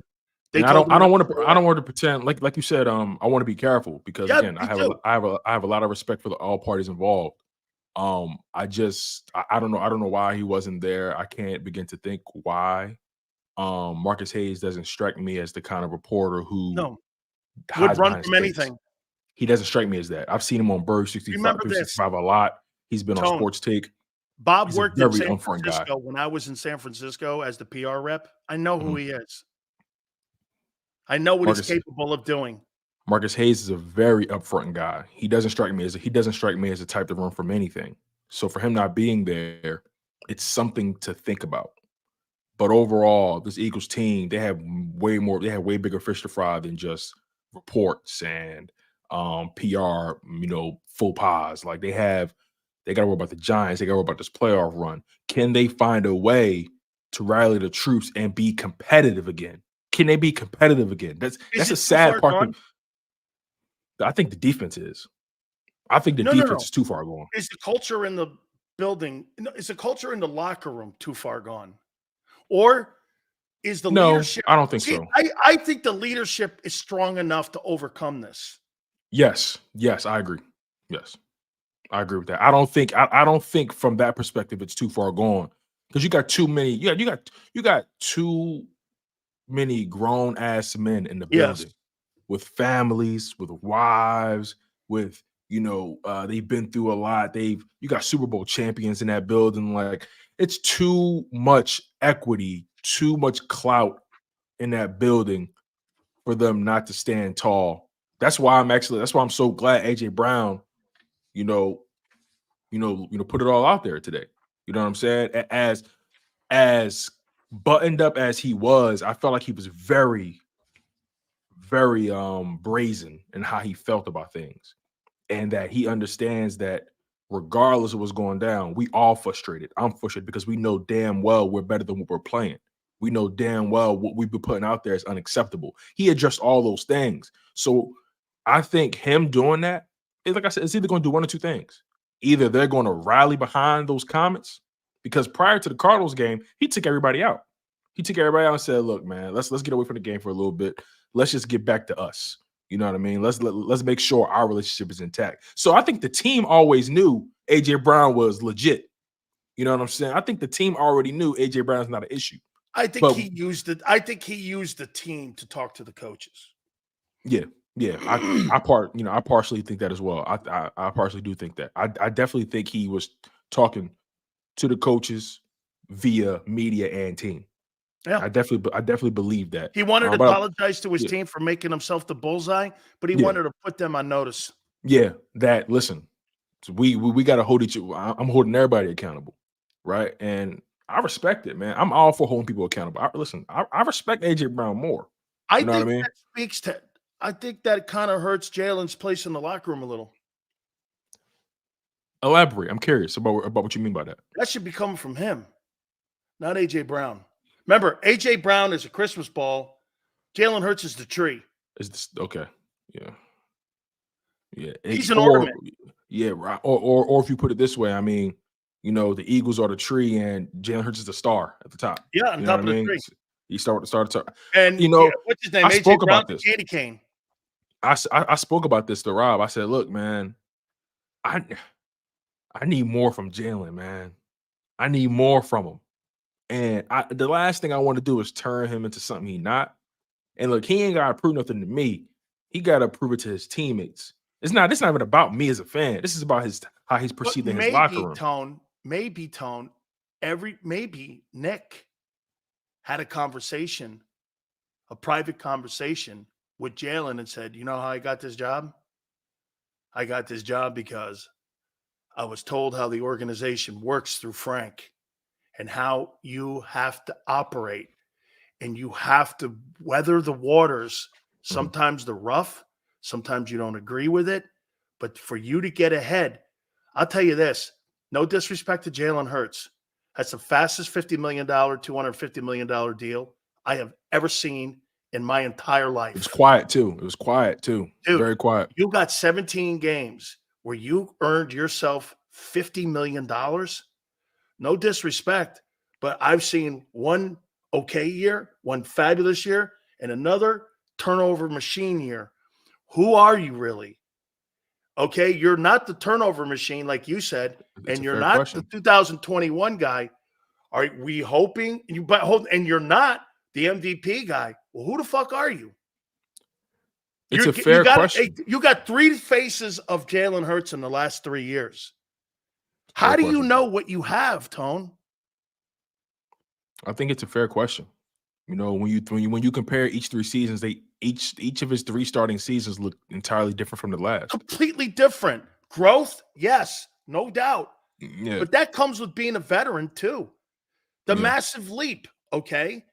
Because they were doing things unconventional. Then they went to conventional, and now he's turning the ball over. Yeah, think about what they did. They were unconventional, and I said it last year about him. He is unique. He's not the best quarterback in the league. He's the most unique. I'd rather have the most unique quarterback in the league than the best one because they're the same to me. He was at the same level as Mahomes because they got to the same place.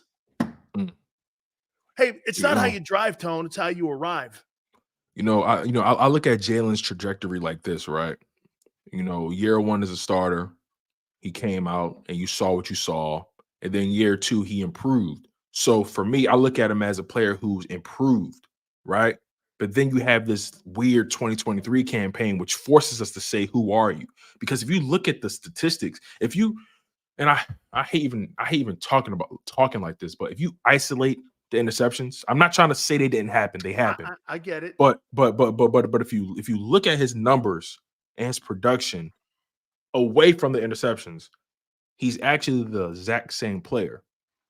And the completion percentage with the volume of passes that he has maintained 67-1. You're the same to me. Exactly. So he's thrown the ball over 100 more times, yet his completion percentage is the same. I like that. But when you look at the turnovers, you say to yourself, what the hell's going on? So I think that's why judging Jalen Hurts right now is so frustrating for a lot of people, because you see year 1 as a starter, and then you see year 2, and you see the growth. You say, oh, okay, this kid's getting better. And then year 3, you see him sustaining, but then got turnovers. They're So it's telling like, him it's where confusing. to throw the ball. Last year, he knew where to go with the ball. Because I believe Jalen Hurts is a good quarterback. I really do believe that, and I believe he's it too. better. And I believe he's the way 22 better. guy is sensational. Yeah, 22 was sensational. But what made him sensational wasn't really his numbers per se. It was the fact that he did what he did and protected the football. Right. I don't think he's That's what- sensational this year. No, he's not. Think he has had sensational moments. Correct. Last year, he was sensational. I can't tell you how many times, and I've repeated myself 1,000 times with this comment. When he was at 3rd and 11, 3rd and 8, 3rd and 9, I said it every time. That guy's picking that up. He picked it up almost 90% of the time. He was insane breaking D coordinators' backs. Yeah, and the thing is, even now, believe it or not, the Eagles on 3rd down actually still are, I think, top 10. You know, they've definitely taken a step back in a lot of areas, and the product, you know, when you watch it play by The play, turnovers it's not the dilute same. all these topics. The turnovers make it look like if he even he has 18. If he had 9 turnovers, this season will look totally different. Tone, if he had 9 turnovers, he'd be the leading candidate for the most valuable player award. Because he has 38 touchdowns. He has 38 touchdowns. And he has 38 touchdowns, over 3,800 passing yards right now. He has, I believe, around 500 or 600 rushing yards, if I'm not mistaken. No, Prince, that's not true. First 7 games, what are we Nick doing called the plays. Then they yanked it away from him. He did not call the plays in the first year. Go ahead, Tone. I'm sorry. No, yeah, right. He called plays. Not true. Yeah. Shane took over in the Chargers game. And going forward. When they were 2-5, they yanked it from him, and they gave it to Shane. Exactly. That's when the season turned around, and they saved Sirianni's career. I want to play a game with you. Okay, let's do it. I want to play Monday Morning Quarterback with you on Howie Roseman. Okay? Mm-hmm. Comes to your mind. And again, this is just over the last 3 years, I believe. Yeah, 3 years. Okay? Devontae Smith or Michael Parsons? Who would I rather have? Yeah.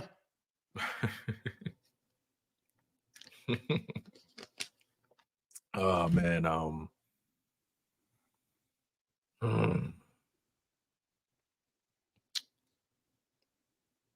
that's tough, man. That's tough. I think both of these players are elite in their own right.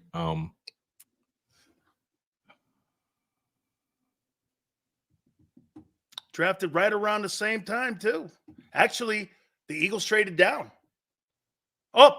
They traded up, and the Cowboys got him after him. So they could have had both guys. Oh man. Okay, I'll put it to you this way. I'll frame it this way. Right. Uh-oh. Here comes the mayor. You know how I always talk about premium positions, right? Uh-huh. And I believe they're ranked, right? I'm not going to waste time ranking them right now, but I'll put it to you this way. I believe a big time edge rusher means more to my overall success than a big time wide receiver. It's no shade on Devontae. He's a great player too. It would be more more beneficial to the Eagles. It's no disrespect to him at all. I love AJ Brown. I mean, I love Devontae Smith. I love everything about his game. I love his approach. I love his preparation. I love how durable he is. I love his leadership qualities. The young brother got swag. Come to the games looking buttoned up to the T, man. That boy know how to wear a suit. You know what I mean? I love everything about Devontae Smith. Everything about him. But if you ask me what position do I value most, edge rusher or wide receiver, I'm picking edge rusher every time. Okay. Jordan Davis or Kyle Hamilton? You know what's so funny? Based off everything We're that we've just having seen, fun here. Come on, Tom. We're just having some fun here. This don't feel like fun, though. This don't feel like fun, though. This don't feel like fun, my man, at all. Man, he's Tone's now. You know what? He's not only know he's a Capricorn, he sees right through me now. It's not good. Yeah, I know it's your birthday and all, but this don't feel like fun. Okay. But I'll indulge you. I'll indulge. So you said Kyle Hamilton or Jordan Davis, right? Yeah.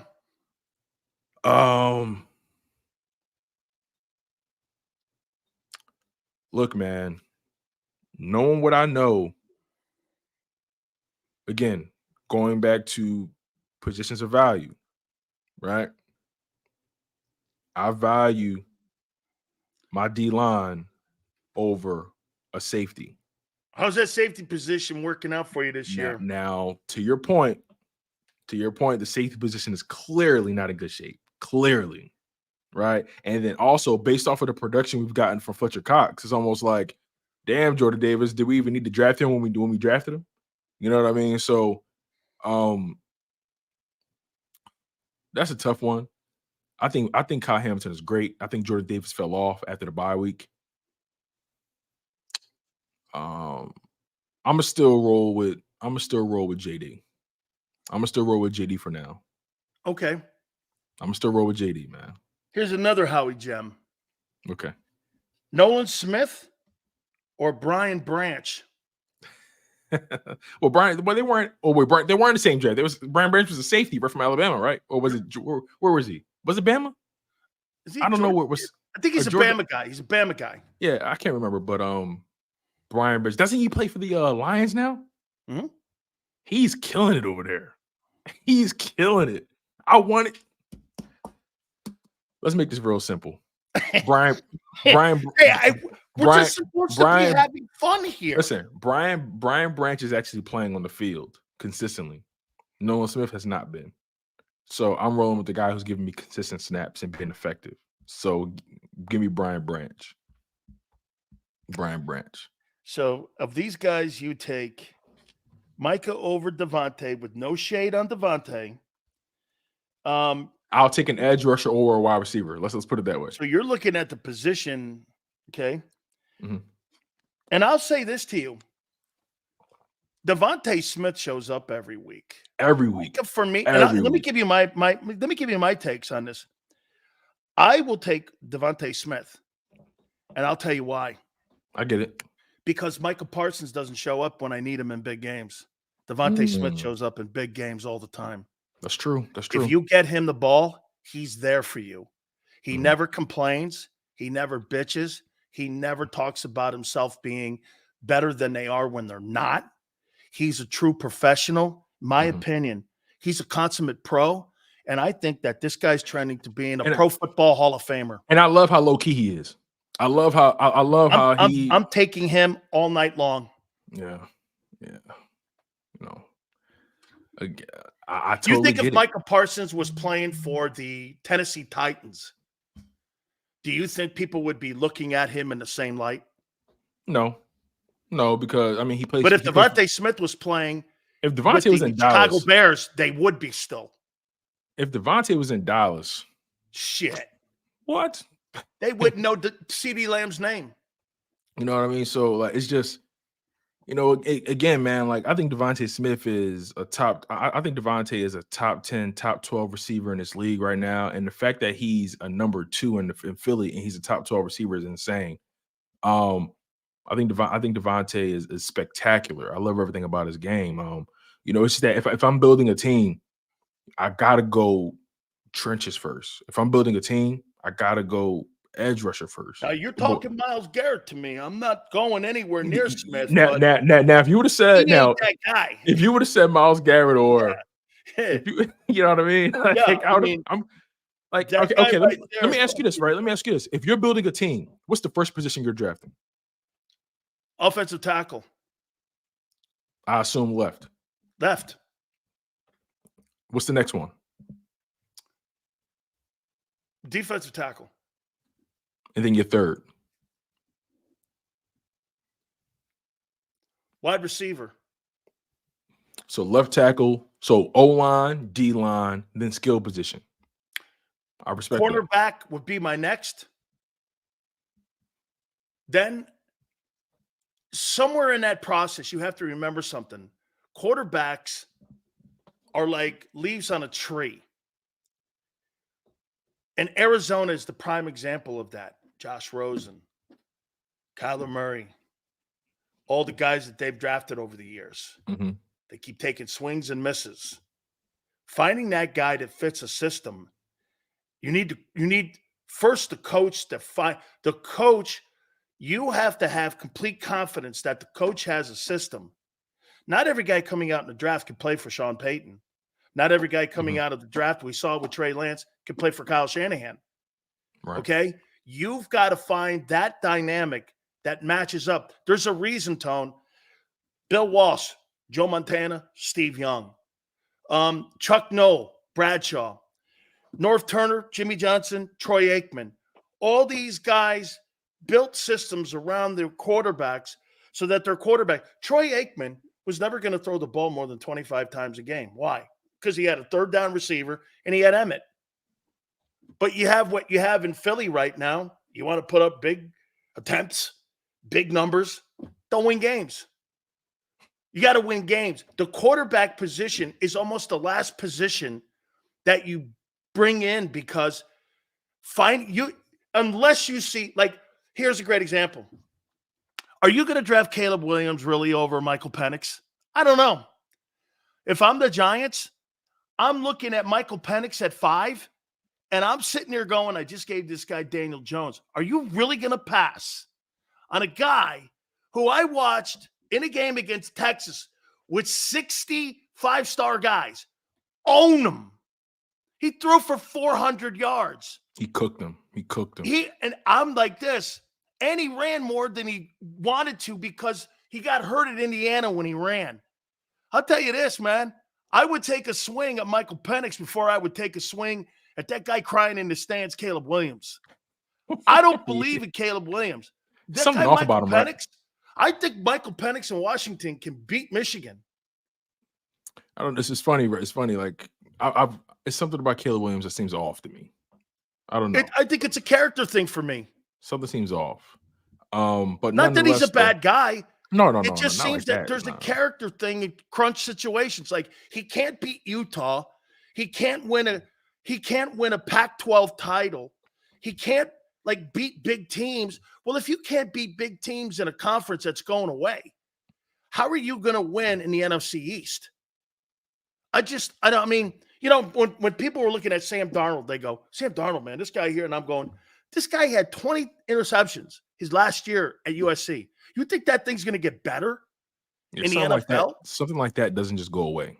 Right. That's who he is. Because that's decision making. And you don't really change. It's hard to change that in a guy. It's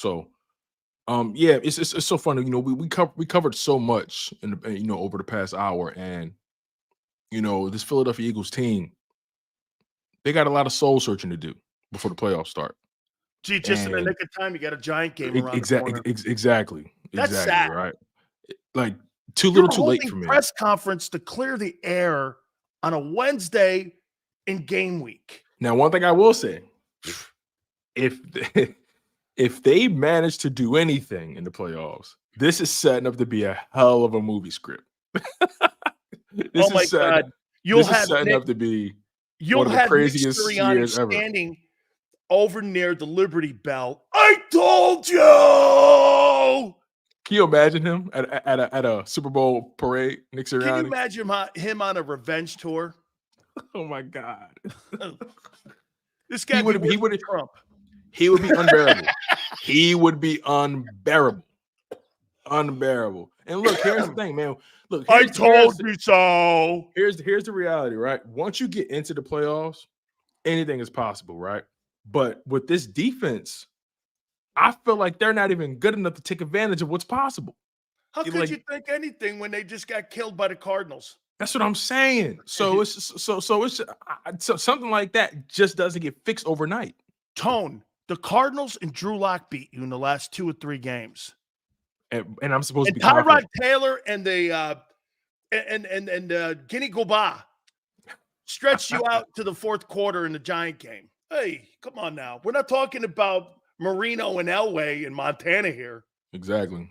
All right, man. So so it's a nerve-wracking time right now in the city of Philadelphia. But hopefully brighter days are ahead. Hopefully.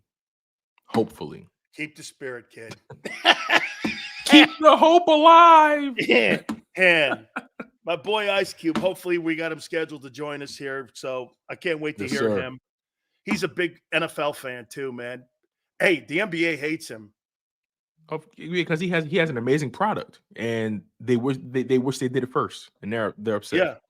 Yeah, totally. They hate him. So we're going to talk to him a little bit too. Tone, great stuff. I appreciate it, my friend.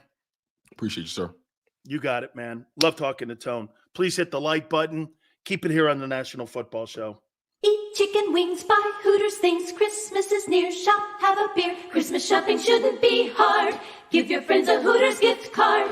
This year, stuff their stockings and yours too with a one-size-fits-all gift card. Buy a $25 Hooters gift card and receive a $5 Santa's bonus card. Make it Hooters for the holidays. Eat chicken wings, buy Hooters things. Christmas is near. Gift cards are here. Good at Hooters everywhere now. Hooters gifts are always favored.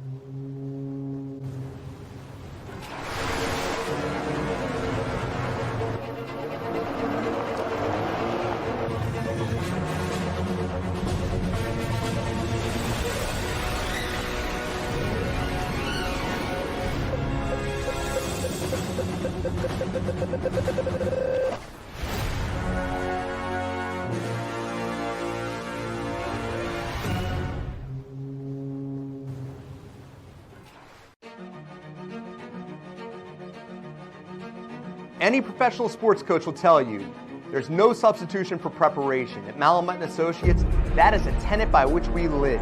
We prepare from day one for victory. Anything less is not acceptable. Underdog Fantasy has a way for you to play alongside your favorite football team all season long with their fantasy pick'em game. You pick between 2 to 5 players, select whether they'll go higher or lower on one of their stats, then do what you usually do on a Sunday, watch the games. You can win up to 20 times your money in a single game by going 5 for 5. It's a fantasy game, and the Sports Betting Show wants you to get involved. Go to UnderdogFantasy.com. When you sign up, use the promo code WIN, and Underdog will double your first deposit up to $100. That's UnderdogFantasy.com. Use the promo code WIN.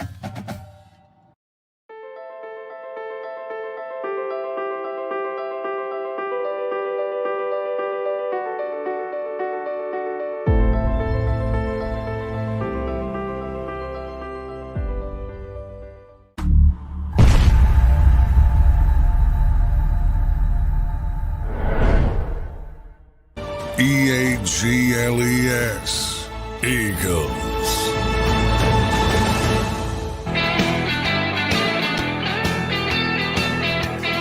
Scheduled to join us, our friend Ice Cube. I thought that was one of the most interesting comments that I heard a person that covers the Eagles say on Sports Take, Jeff Kerr, who covers the Birds and the NFL for CBS.com, CBSSports.com, when he said Howie cannot maintain success. He struggles at it. It is an MO. It's very true. Why is that, you think? Do you understand what he said is exactly what I said to you a couple weeks ago when I said to you, you're trending to being a 5-win football team? Because I didn't say it, but I see it. Yale goes, it's not easy. Well, how have the Ravens done it? How have the Steelers done it? How have Hey, 25 years of Belichick football has been what in your eyes? You see, when you write a book, you don't write and read the last 4 chapters. Because if you want to read the last 4 chapters of every NFL head coach who's a legendary head coach, Chuck Noll had losing records at the end. Don Shula had losing records at the end. George Halas had losing records at the end. All the greatest coaches in the history of the NFL, Tom Landry had losing records at the end. What makes Belichick any different than those legendary coaches? All those guys had extended stints as being a head football coach. Why does that guy get more heat? You know what it's going to be interesting to see when it comes to Belichick? How the media will look at him when it comes to his induction into the Pro Football Hall of Fame. And if because he fed them shit for 25 years, if they'll take it out on him like they took it out on T.O. I think there'll be some animosity towards Bill. Especially the Boston media hates him. The Boston media, like Dan Shaughnessy and all them guys, Curran and them guys, they love this. But guess what they get to go back to doing now? Do you know what you get back to doing now? Covering Steve Grogan and Ron Myers, coaching the Patriots. That's what you get to go back to now. Congratulations. Now you get to really go back to who you are. Welcome to the age of not being relevant anymore. I'd be very careful how I exited Belichick out the door in New England if I was Bob Kraft. I'd be very careful with that. Because you know why you should be careful? He's the face of the franchise with Brady. Are you going to tar and feather one of the faces of the franchise out the door just so you can get to a coach that has no resume whatsoever to take over your team and follow him? I don't know. You might want to be careful there.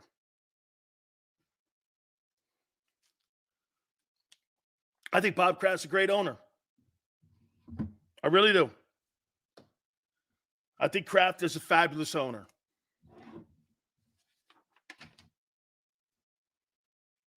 Here, to circle back to Howie, though, in this. Howie Roseman, his culture, he's a product of Doug Peterson and the leadership that Andy Reid left behind. Tone, correct me if I'm wrong.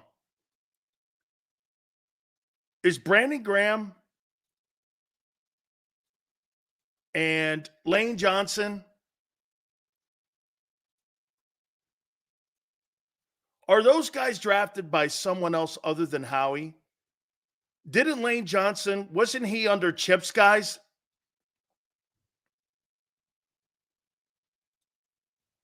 Didn't Lane get drafted by Chip?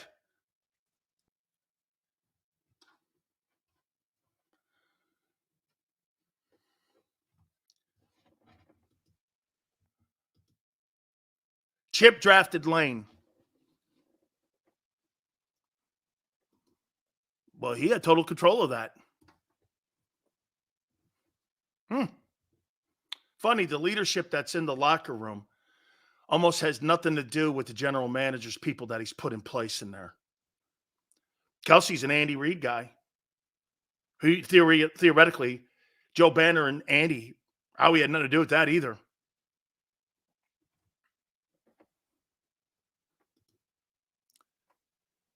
Andy drafted Brandon Graham as well.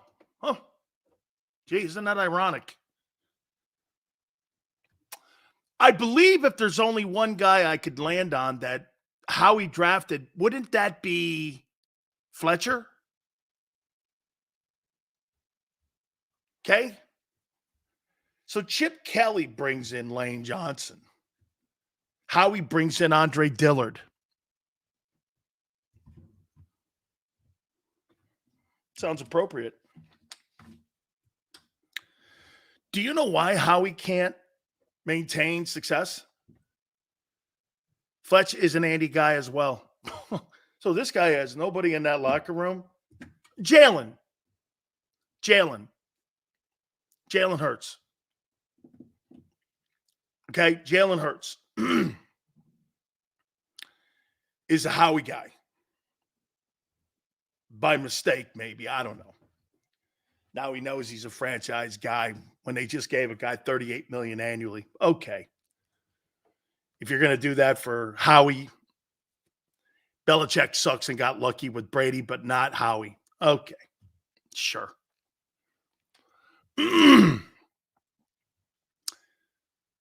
Isn't it funny that Howie Roseman can't maintain success? That his teams go like this.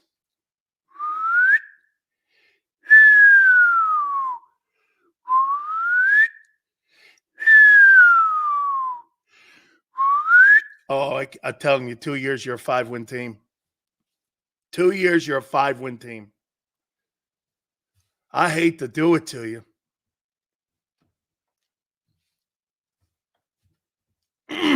One Super Bowl in 30 years, that organization. This has got a lot to do with the owner, too. How he does his business. Look at the press conferences you guys have had. It's like the White House press secretary. I don't know what's more of a bullshit session. Watching the White House press secretary get up there and talk shit, or watching the press conferences at the NovaCare Center. I don't believe anything out of the White House. By the way, I don't believe Republicans or Democrats, so I'm not making it a political issue here. I'm making it that you want to listen to somebody that you know is lying to you every day. Listen to government people and listen to the NovaCare Center. All you need to know. That's why you got to have a brain for yourself. You can't be like some of these guys in here who don't have brains for themselves. And you know what get this. Do you know what some people do? They get mad at me for pointing out your incompetence. I didn't do this to you. I didn't do this to you. So here's, get this.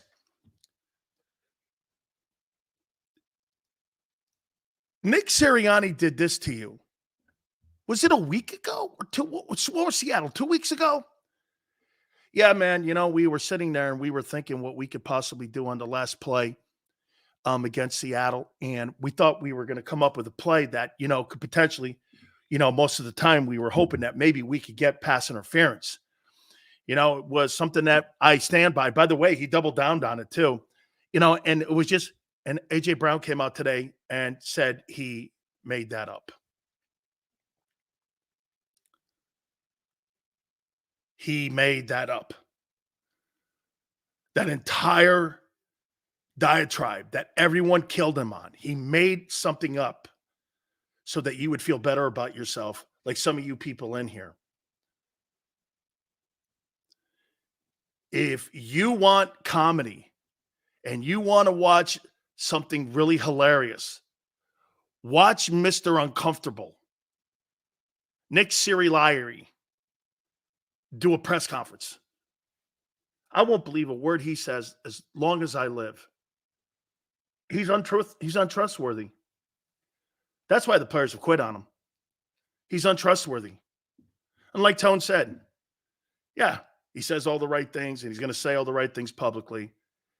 But spiritually and privately, he don't trust him. How could you? You lie to the players. You lie to the media. Organization. Hey, by the way, Nick is lying for Howie.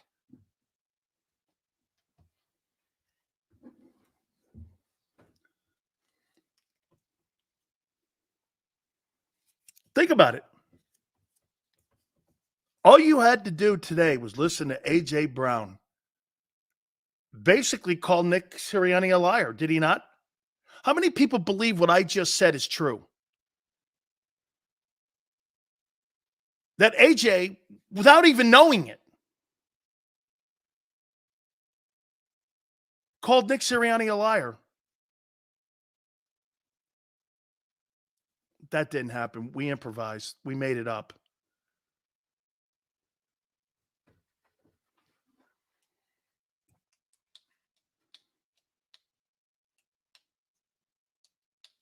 Hmm.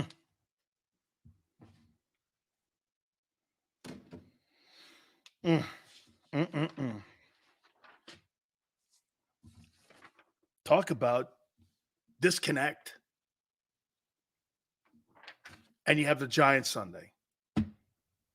You're either going to limp to that win, you're either going to limp to the win, or you're going to lose. You're not blowing anybody out. Let me ask you this one. Do you think Jeffrey Lurie and Howie Roseman want this season to end no matter what now? You think they're looking forward to the playoffs? So that they can make their massive changes? There will be massive changes. Okay? There will be massive changes. You can't sit there and lie to players and call yourself a coach when you're bullshitting people. You can't. No one buys it. Sirianni's making some bullshit thing up. A.J. Brown's being cast out as T.O. And believe me, black athletes, I'll say it again, are covered differently than white athletes. It's prime example. People calling that guy a locker room cancer. And you know what I'm saying? Fuck, I think that guy's a leader. And I'll tell you what, if Cooper Kupp says that, he's a leader. Dude, come on now. Angry black guy. That's what you tried to paint him as. Tell you that Philly media, man. They did it to T.O. too. Be always cognizant of the media because the media goes after you. And my next guy, I'll tell you what, I've been watching this story and I'm not in a good mood. Today's my birthday.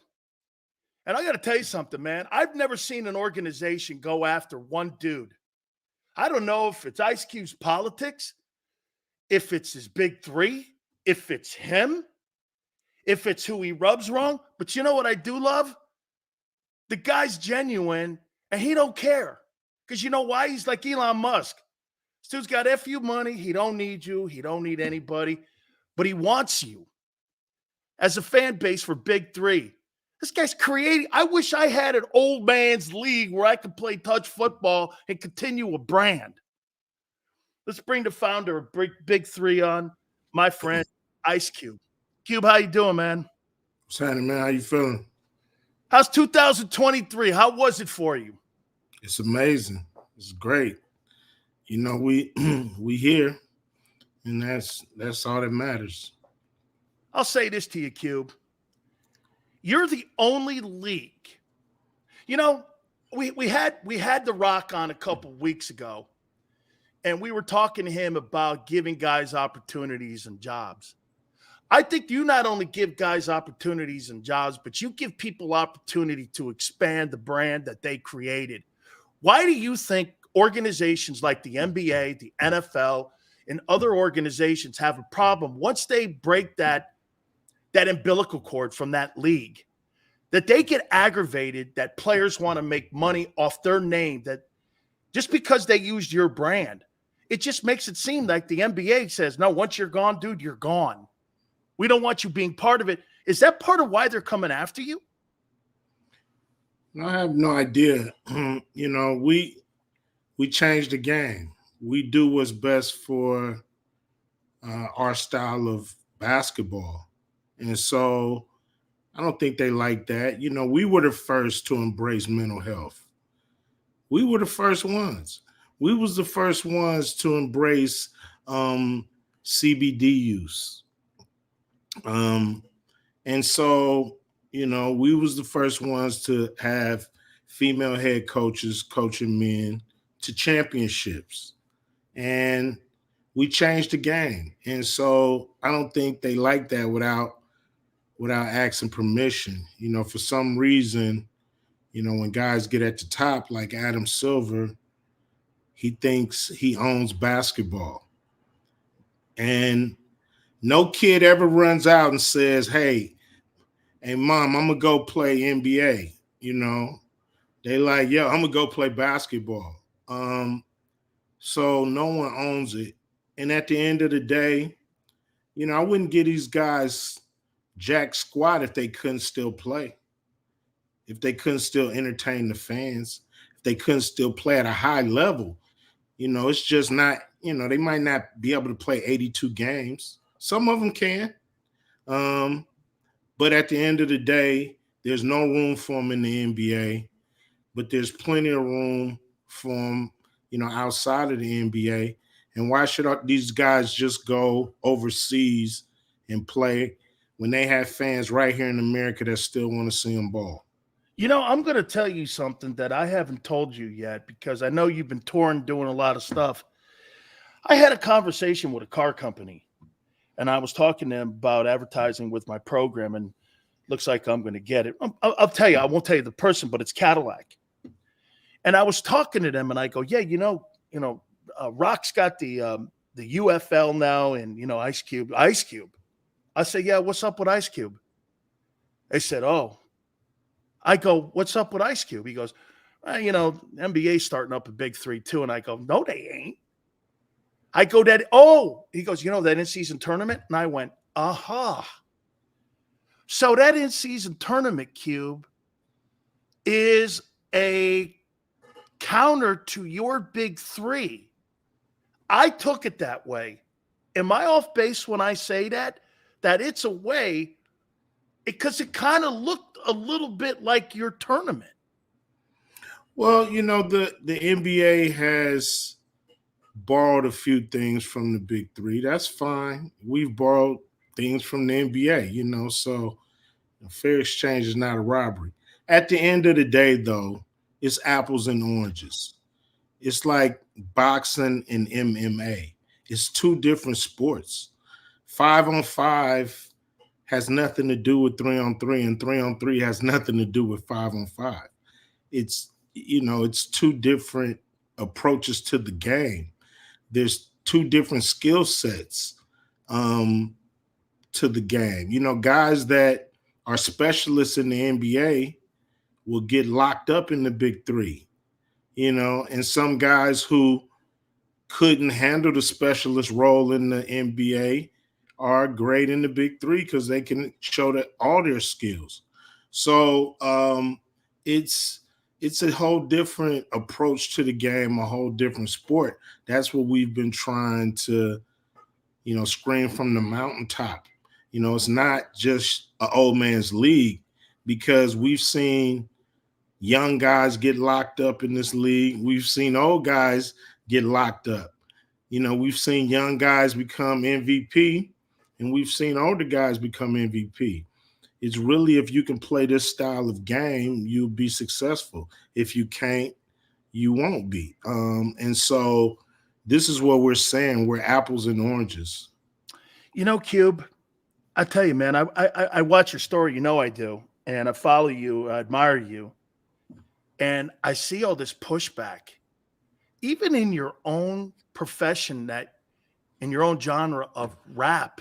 It seems that you've become this dude, and they're here, and you're like, I know it's because this goes back to when you even, I believe, tell me I'm wrong, correct me, when you left NWA and you wanted to go on your own, that you're your own dude. You're not a Republican or Democrat. You're in the house of Cube. This is what I do. This is who I am.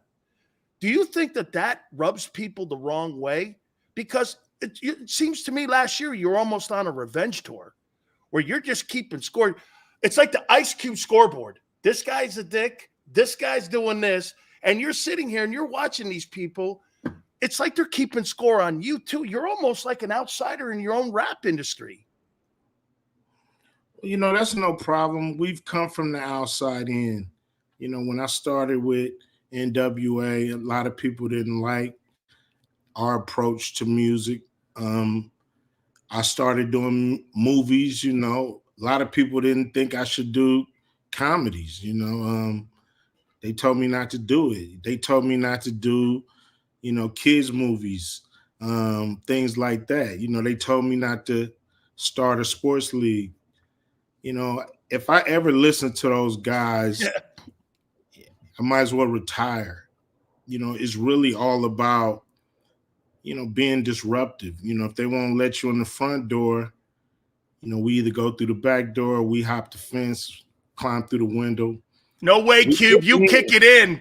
You kick the door in, dude. You ain't going no back door, man. You kicking it in. No problem. We, you know, however we need to get in, we'll get in, and we'll make our point, make our noise, and we'll change the world. You know, and we'll change, you know, what it is. You know, at the end of the day, it's art. You know, the movies, the music, sports. It's all art. It's all entertainment. It's all, you know, really to, you know, in a lot of ways, make the world a better place.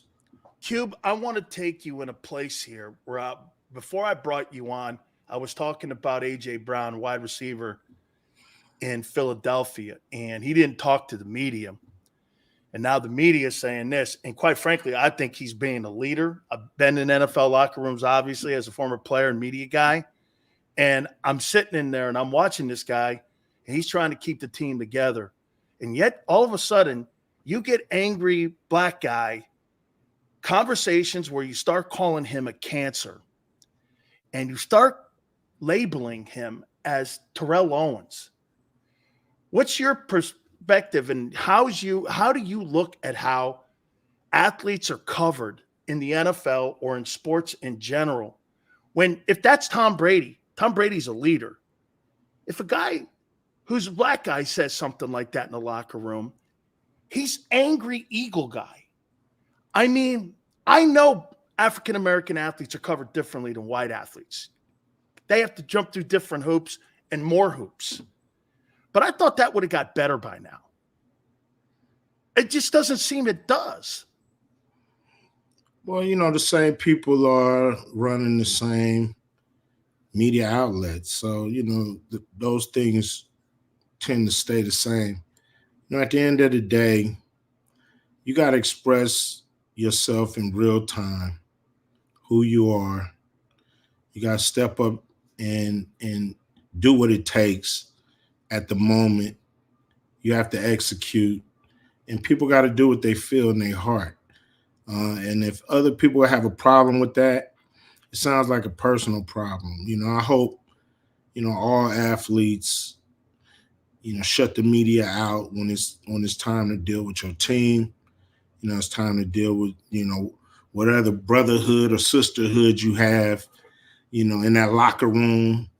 You know, that's really what matters, you know, what everybody's chirping outside, entertainment, you know, for entertainment purposes only. You know, at the end of the day, don't take it to heart, and do what you need to do to achieve your goals, you know, as a team. Cube, did you ever think of buying a media outlet that would be something that could counter what we see in lamestream media, where that there's so many entertainers like you and Snoop and all these guys that could parlay your resources, your connections into doing something that would be more down the line, that would be something. You talk about frightening people. Get in that business where you're controlling the narrative, Cube.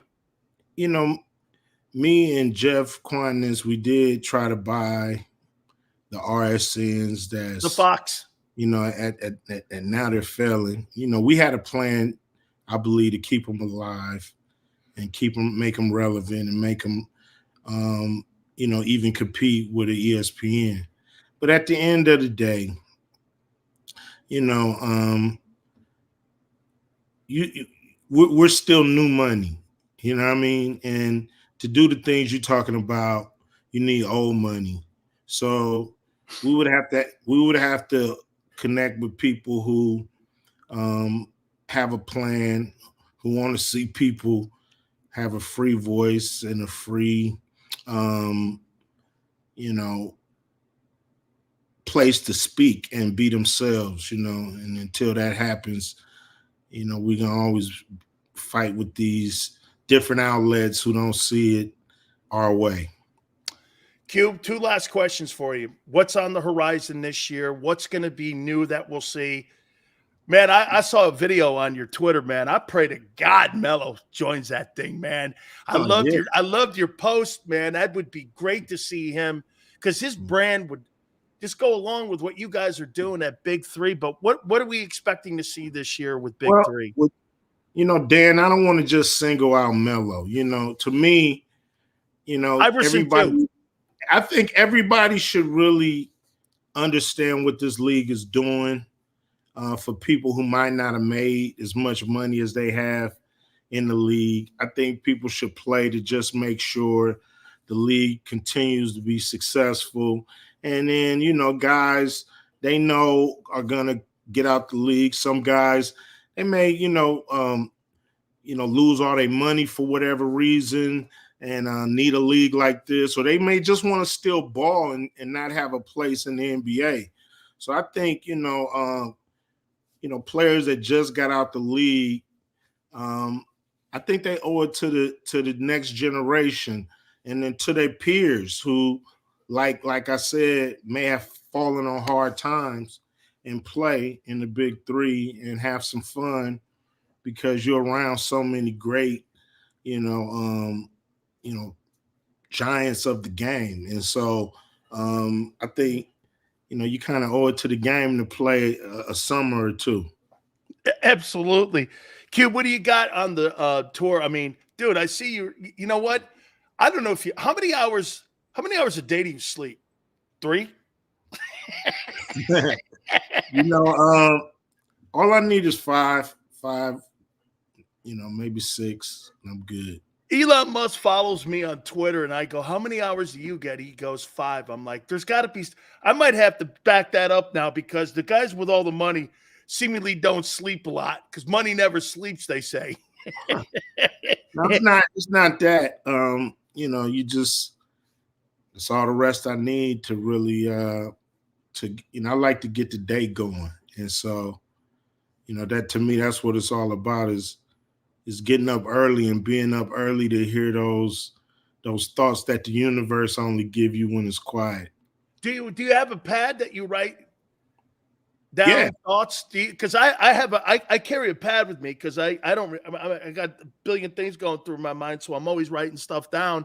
And so you must have like a pad that you still have because when you were a kid, I was watching Straight Outta Compton that you had like you were always writing down rhymes and such, and you were writing down lyrics and such. And so I was wondering, do you still do that practice? Yeah, sometimes, now everybody's writing on their phone. It's just quicker. But, I do, when there's certain things, I do write it down because I just think, historically certain things should be in your own handwriting. Absolutely. Cube, you always find time for me, man. You are one of the busiest men in show business. And I would call you a modern day, I don't know, Renaissance guy. The way you do your business, I mean, it's really awesome. Acting, philanthropy, the way you do it with Big Three. I love that you're giving guys opportunities for careers and jobs to be extended. You're an activist in a way. People look at you. I mean, Luther and I are boys. And he goes, make sure you tell that guy, make sure you tell him today, Uncle Luke says hi, because we talk all the time and he's a big Hurricane guy. And I told him, I go, yeah, I admire the guy and he admires you too. So I appreciate you doing this for me. Thank you so much, Cube. Appreciate you too, man. Thanks. We always get to the real. That's why I love talking to you because we always, get to the real issue and not beat around the bush. And my man Luke, he taught us a lot of the game. He was a guy who was pressing up his own records he didn't wait for New York, and he was showing us, hey, don't wait for New York to blow up, do your own thing. And we learned a lot from Luke, and he's definitely a pioneer, changed the game in a lot of ways. Hey, Cube, I got to tell you one last thing out the door here. So years ago, I was working security with Jerome Brown for a 2 Live Crew, and it was down in South Florida. And my grandmother goes, because I kept telling her she didn't know anything about 2 Live Crew or anything. And I'm working security. Luke could go, you ain't white, Sileo, you're Italian, so it's all good. Come over here. We're good. It's all right. So I'm working security. My grandmother goes, were you at Seabreeze with that guy, Luther Campbell? Yeah, he goes, he got arrested. I said, yeah, I know. And she's like, what was he? What are you? And I'm like, it's all right. It's all right. I just remembered those foundation years of rap when Ice Cube and you guys were starting it with NWA.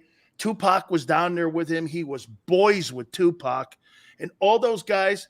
And even Suge, man, I played football against Suge when he was with the Rams. How's that? That's crazy when he was with the Rams and that. And then how he got the name Sugar Bear. With his coach at UNLV, his real name is Sugar Bear. They just dropped the sugar and named him Suge, or the bear they dropped, because he played at UNLV and for Harvey Hyde. And I'm sitting, Harvey Hyde goes, you want to meet Suge? And I met him years ago. So I've been connected with that group and all you guys for a long time, and I appreciate this. Have a great next couple months. I'll harass you in about 6 months from now. Cube, thank you so much, my friend. All right, man. Take it easy. You got it. The legendary Ice Cube. We appreciate him coming aboard with us here. Thank you so much. Hit the like button. Keep it here on the National Football Show. Eat chicken wings, buy Hooters things. Christmas is near. Shop, have a beer. Christmas shopping shouldn't be hard. Give your friends a Hooters gift card. This year, stuff their stockings and yours too with a one-size-fits-all gift card. Buy a $25 Hooters gift card and receive a $5 Santa's bonus card. Make it Hooters for the holidays. Eat chicken wings, buy Hooters things. Christmas is near. Gift cards are here. Good at Hooters everywhere now. Hooters gifts are always favored.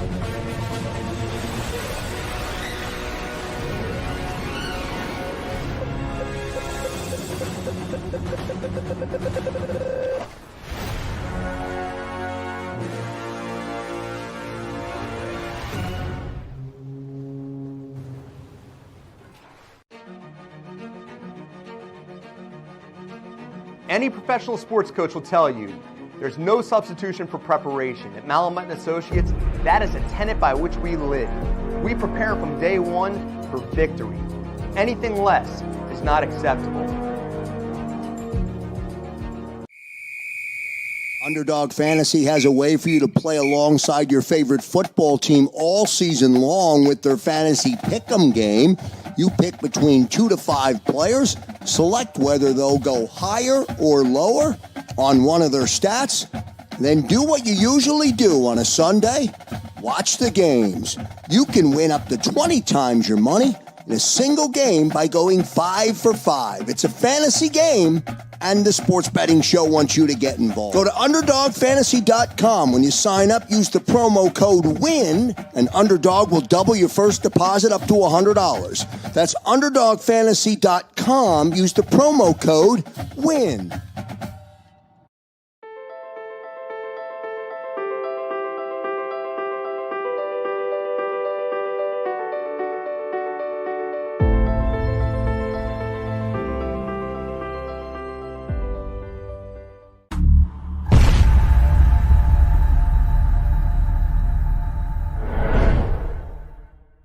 EAGLES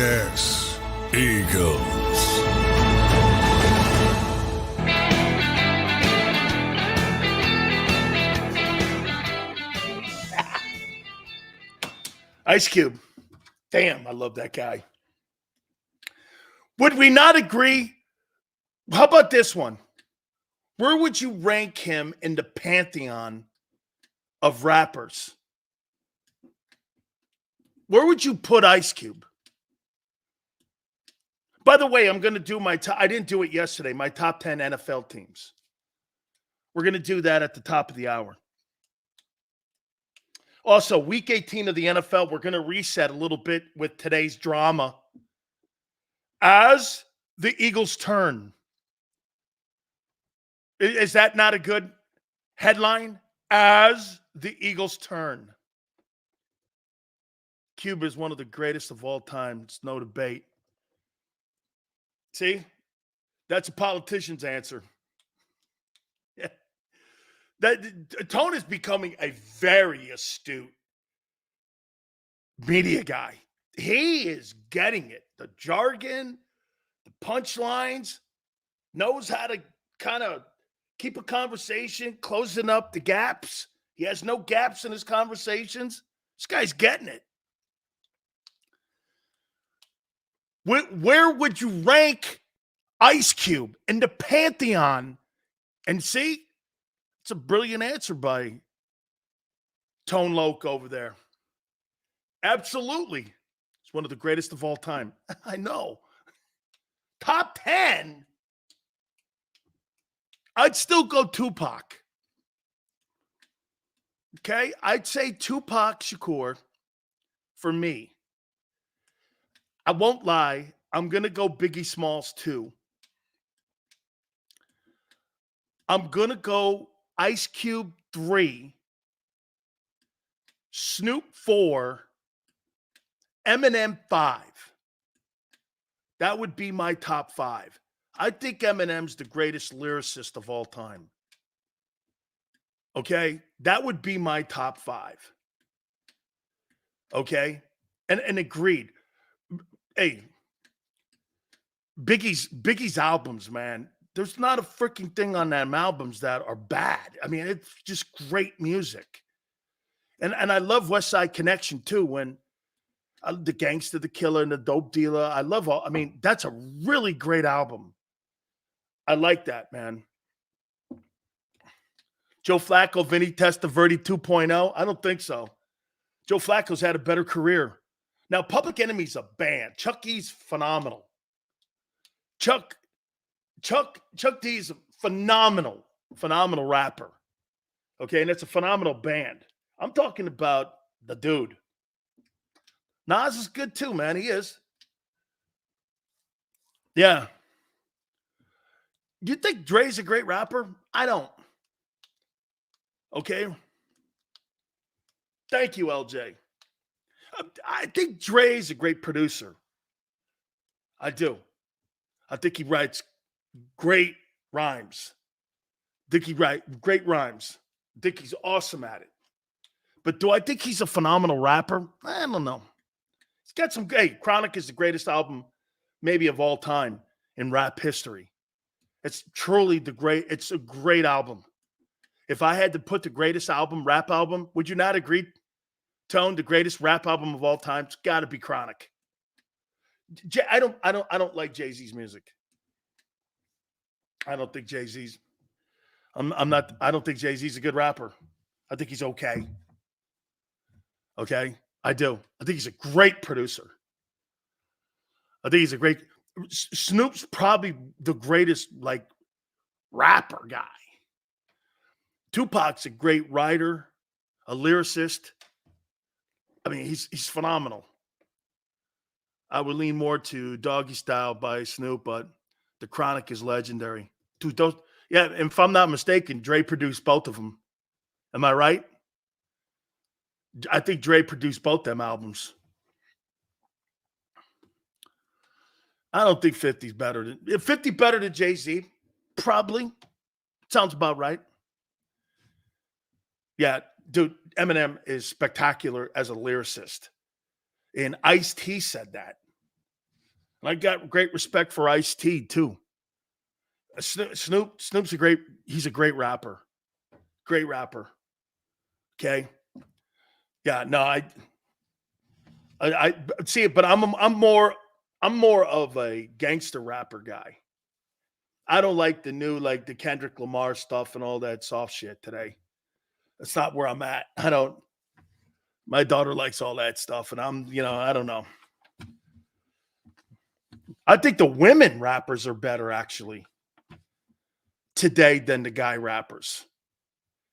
You know what I mean?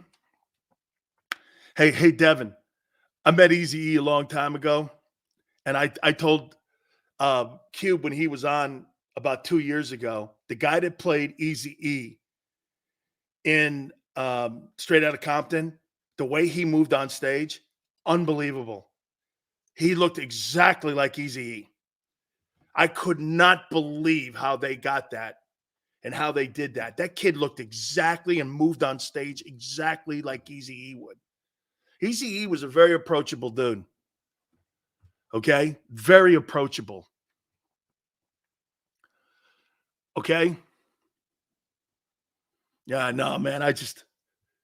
We're gonna do our top. We're gonna reset on As the Eagles Turn. We're gonna do that. Is that a good name for it? We got to come up with a name for the drama series that's going on at NovaCare. You know, back in the day, again, this is way before your time. I was a little kid. There used to be a thing called like Peyton Place or like General Hospital. You know those soap operas? As the Eagles Turn. I got to come up with a good soap opera because this is a soap opera. Howie's World. Like Dallas. Howie's World. Nah, that does. As Howie Turns. Falcon Crest. Eagle Crest. I don't know. and As the Lies Turn. Oh, my God. Hey, look at that, senor. And now it's time for Always Lying in Philly.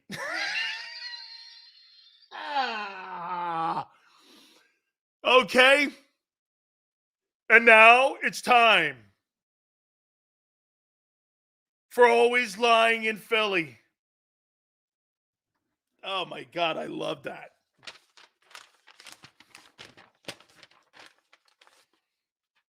Sileo, you're just a hater.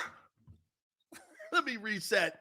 Hit the like button. Keep it here, National Football Show. It's your boy, Big Sills. Keep it here. Tone? Commercial? Eat chicken wings, buy Hooters things. Christmas is near, shop, have a beer. Christmas shopping shouldn't be hard. Give your friends a Hooters gift card. This year, stuff their stockings and yours too with a one-size-fits-all gift card. Buy a $25 Hooters gift card and receive a $5 Santa's bonus card. Make it Hooters for the holidays. Eat chicken wings, buy Hooters things. Christmas is near, gift cards are here. Good at Hooters everywhere now. Hooters gifts are always favored.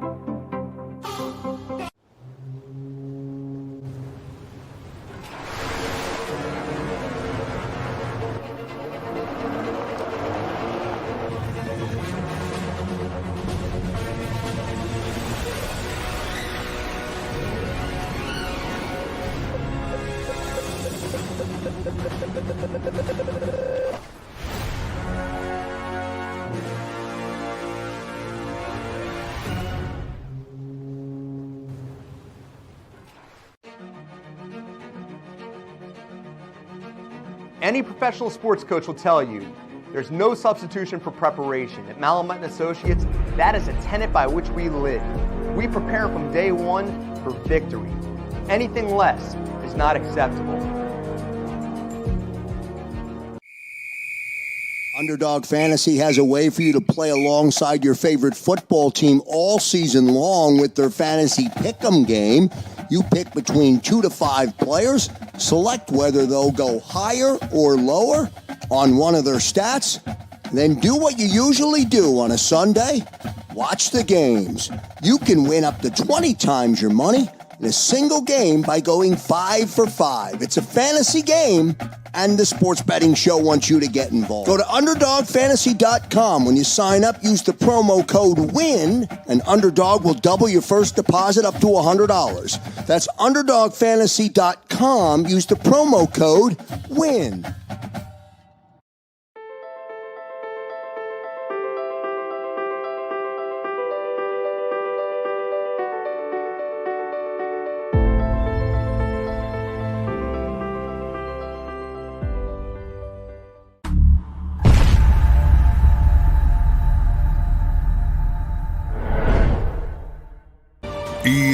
EAGLES, Eagles.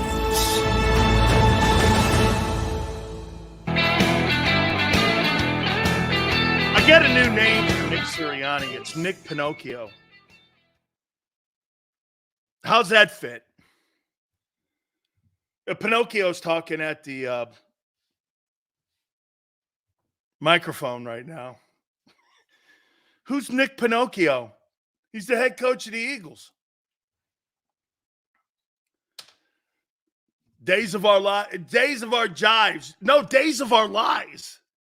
That's better. Days of our lies. And now we go live in Philly for Days of Our Lies. Yeah. Holy cow. Nick Pinocchio. That's the new name for your guy. Holy cow. This guy's a bigger bullshit artist than LJ. Oh, my God.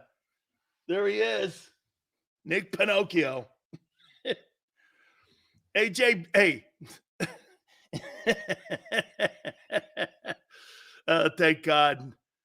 Nick's kids aren't teenagers because those high schools. Oh, my God. In Philly? Holy cow. I bet you the teachers are probably going, are you Nick's kid? Yeah, okay. They probably give you half of your lunch that you're supposed to get in Philly. Can you imagine working at a school and you're a diehard Eagle fan? It's Sirianni's kid. Probably not going to do it to the girl because she's adorable. The kid you kind of get away with. The girl's adorable. You know, can I tell you something, Tone? The chick was telling us. The little girl was telling us from the beginning when she was mimicking her dad. She was telling us. She had him down. She knew from the beginning. She knew from the beginning when she was goofing on him at the press conference. Told her, hey.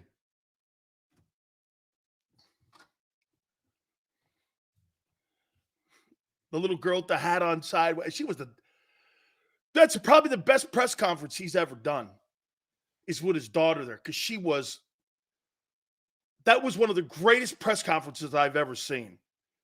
With a little girl sitting there, and she was just crushing her father. You know, we're trying to get everything across. She's like, head him down. Get to the point. Get to the point. Adorable. Adorable. Adorable. Yeah, man. She had him down. We should have known. And now we go to Philly for the Days of Our Lies. Holy cow, that thing today. Unbelievable. You had press conferences today to clean up your messes that you've created. Where's the owner in this? Why doesn't he say anything? Why isn't the owner saying anything? Why isn't the general manager saying anything?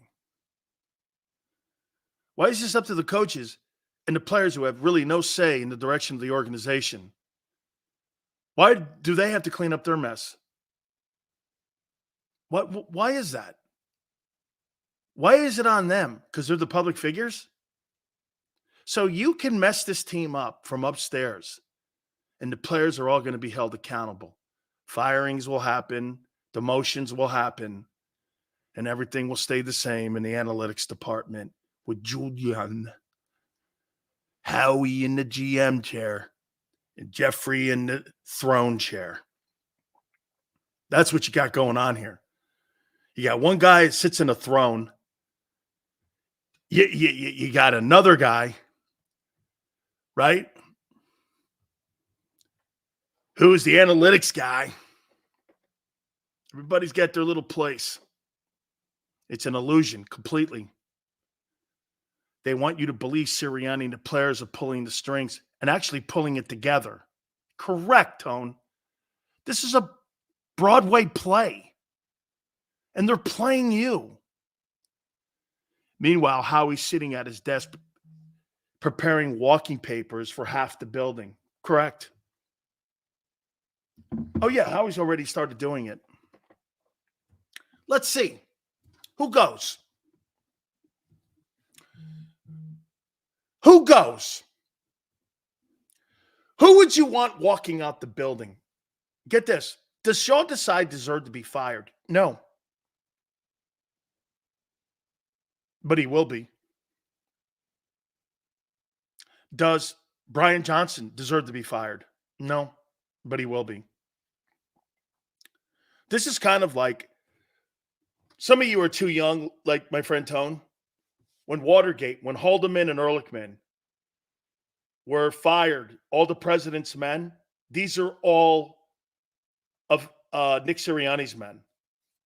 They'll fire those guys first.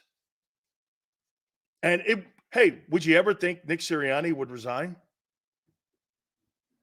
Would they ever force him to resign? Not fire him? Would you ever think they would ask him to resign? You know how you save face? You resign. I think this team needs a better direction. I think this team, and you walk out of the building saving your career instead of getting blown out like Doug. See, when Doug walked out, he had a Super Bowl ring. He was going to get another chance. Okay, Nick still has a Super Bowl 11 months ago. Okay, you could probably still hang it, plus the winning record. And you're going to have a winning record this year. If you're Nick, hey, you know what? I've never thought about it. If you're Nick, do you want to hang around with this? Or do you want to have job security where you'll have an opportunity to have other gigs? Because if you get fired and you lose these two, think about this, guys. If he gets fired going 12-5, and what is he? 26-8 in 2 years, and he gets fired with an NFC championship and 3 playoff appearances, what owner is going to hire him? Because they're going to go like this. What happened? Obviously, something happened. You don't fire that.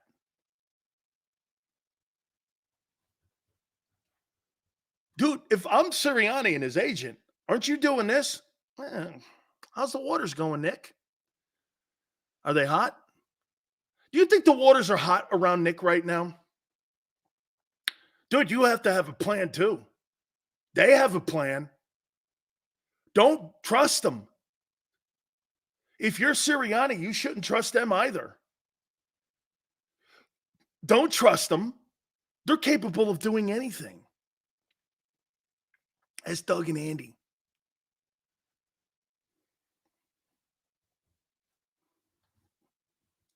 Anybody in his right mind would hire him if he resigned from the Eagles. Guys went to 3 straight playoff appearances. He won an NFC title. He was in the Super Bowl 11 months ago. They were 12-5 this year, and he just didn't think the team was listening to him and thought that the team needed a better direction, and maybe he wasn't the right guy for that moment. You know what that's code for? They're telling me to do things upstairs that I didn't want to do. Do you know what a shot in the ass that would be to Howie and Jeffrey Lurie if he resigned? Wow. What an indictment on them. He could turn the tables on them. You know, you haven't come from that angle, have you yet? Right, Tone? You didn't come from that angle. Guys, you want to turn the tables so you want to look better on the way out? I will look better on the way out the door than me getting fired if I lose to the Giants in the opening round where I've got to sit around and pray for my job. Because if you get fired, every owner's going to go, what happened?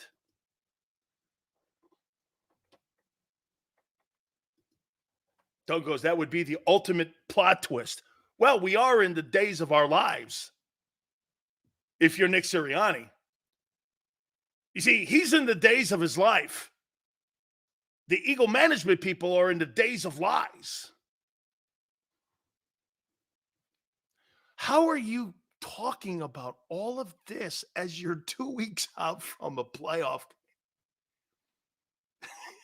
How are you doing? Hey, by the way, is there a chance that the Giants can beat the Eagles? Yes. Is there a chance Washington can beat the Cowboys? Yeah. You know why? How about Ron Rivera wanting to go out the door there with his guy, Eric Bieniemy, sticking it to the Eagles like Lovey did last year when he won that last game and put the Texans in the 2 spot. How do you think he'd like to do that? Hey, Philly. How you doing? Right? Congratulations to you. You end up winning yourself the division title. The Cowboys get killed. And you beat them again second straight year. Hey, Washington was done last year. They beat the Cowboys at the end of the season last year. Arizona was done. Don't talk like, look at this. Shooter goes, Washington's done. Arizona had 3 wins. You are sounding like you have some iconic Eagle team. The Arizona Cardinals with 53 trash cans beat you. I might not think. Now, here's the question before we get to my top 10 teams here. Do you rest the players against the Giants?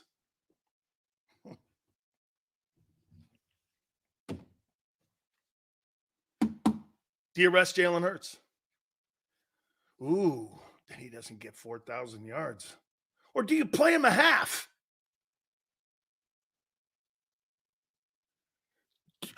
Here's a better question for you. Do you want to play 4 quarters of football in the final game of the season, knowing that it probably doesn't have anything to do with anything that will have any bearing on your seeding? Are you scoreboard watching to see what Dallas does? Now, if Dallas has a gigantic lead and you go into halftime, do you pull your guy? Or do you play him the whole game?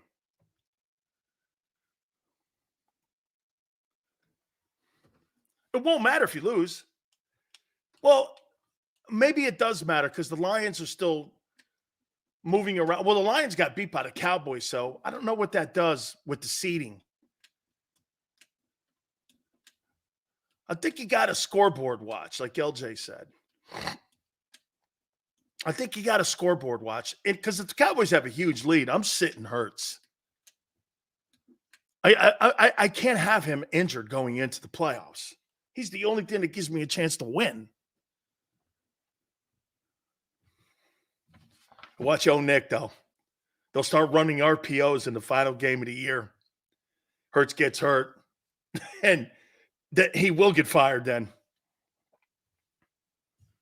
Let me say this to you. If that kid gets hurt in the final game of the year, that'll cap off a firing. Do you not agree? If Jalen gets hurt in that final game because of shitty play calling like you got Devontae hurt, Devontae, is he playing? Is Devontae Smith playing in this game against the Giants? Have we seen that yet? I mean, I'm so caught up in the chaos on what's going on with that team. Is he playing? Where's Nate Sudfeld? God knows. He's in the Eagle ether. He is supposedly out of a boot and crutches and should be full go. Oh, that's what I want. Hey, thanks, Tone. So he just get out of a cast, out of a boot and off crutches and out of a wheelchair. He's ready to go. I don't know. I mean, I don't know. Am I really playing that guy in a Giant game? Sills, he just came out of the boot, out of a wheelchair, and off a stretcher and a gurney. But he's ready to go Sunday against the Giants. I don't know. I don't know, man. I don't know. You mean to tell me you don't have anybody else? Oh, that's right, you don't. No, you got Queasy Watkins. Oh, wait, you got Kenny Gainwell. That's right, more touches for Gainwell. That's what they want anyway. That's right. You'll see a lot more Queasy Watkins in Kenny Gainwell. Oh, Jesus criminy. Queasy Watkins and Kenny Gainwell will be stars in the Giant game, I think. Isn't he the Giant killer? Or is that Boston Scott? I don't know. I forget. I'm so lost in the roster right now. Queasy Watkins. Okay. The 5 seed almost better. Dude, you have no layup. Mike Evans is probably chomping at the bit to get a hold of the Philadelphia Eagles secondary. Okay? Good old Queasy Watkins. Okay, so before we get into my top 5, here's how it would look as of right now. Here's your playoff look. Going into the final week. Niners at 12-4, Ravens at 13-3. From what I'm understanding, you're not playing Lamar Jackson at all. So Ravens are probably going to go 13-4. Knowing John Harbaugh, he'll win that game because that's just how good a coach he is. So right now the Cowboys are in the 2 seed. I don't trust the Cowboys. But guess what? My trust level with the Cowboys has actually raised since Arizona killed you. Isn't that funny? Remember what I told you? The poor loss to Arizona will always put a stench in my mouth when it comes to the Cowboys. Well, you got the same one now, so you're even. And they killed you. Cowboys are better right now. So the Packers would have to go to Dallas. Packers at Cowboys in 2 weeks. Then it would be Rams at Lions. And then the Eagles have to go to the Bucks.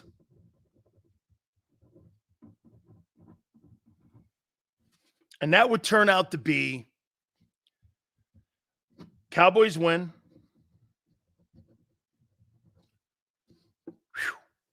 Rams, Lions, who we got? It's in Detroit. Detroit's never won a wild card game in the history of the franchise.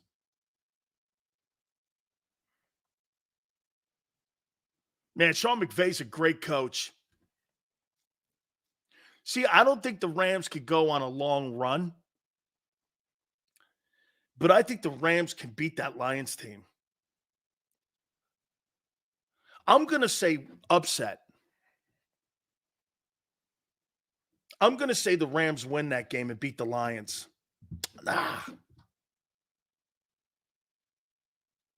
I'm going to go, no, I'm going to hang Lions. Okay. Eagles, Bucks. I'm going to give you this.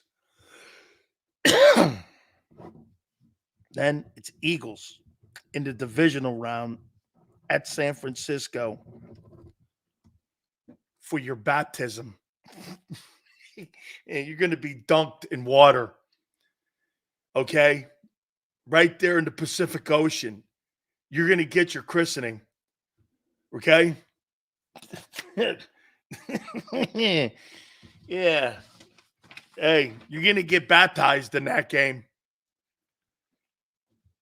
So, as I said to you, I predicted Cowboys and Eagles in the conference championship game.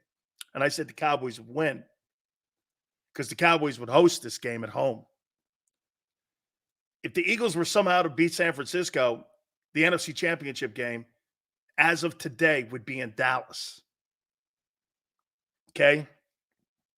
I don't think you could beat San Francisco. So it's Cowboys and San Francisco. I guess I got to hang with my prediction because I said the Cowboys would go to the Super Bowl. Gee, Sills, you predicted the Cowboys in the Super Bowl? I did. The Dallas Cowboys, for the first time in 28 years, upset the San Francisco 49ers and go to the Super Bowl. Now let's take a look at this over on the AFC side. Let's see how my predictions came. Like I predicted you to go to the Super Bowl last year. Let's see if I get this one right. Okay. Ravens bye. It would be Dolphins and Colts. Colts would play the Dolphins at Dolphins. Then it would be Bills at Chiefs. Then it would be Browns at Jags. I would say the Dolphins win.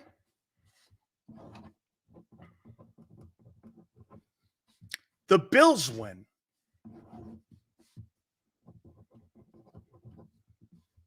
The Browns beat the Jags. Browns and Ravens. Dolphins and Bills. Bills beat the Dolphins.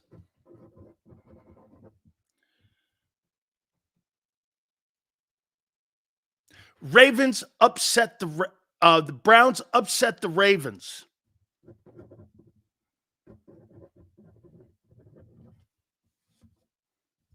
Top defense in the NFL resides in Cleveland.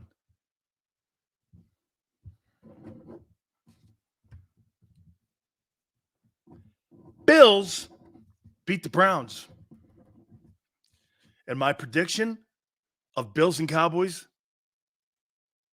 comes to fruition. As I predicted. You're welcome. I hate to see it, but I believe they did lift the curse finally and duck Jimmy into the ring, but they ain't going to the ship. I don't know, man. My prediction's looking pretty damn solid right now. Come on now. Come on in here with me. Say it with me. Cowboys are going to win the Super Bowl. Oh, shit. Dude, that'd be something else. The Cowboys win the Super Bowl and the Eagles had a meltdown. And the Eagles were better. Shit. That might get your ass fired. That might get your ass fired. You know what I'm saying? That might get your ass fired. I predicted Bills Cowboys Super Bowl. How you doing, man? I did that back in September. Shit.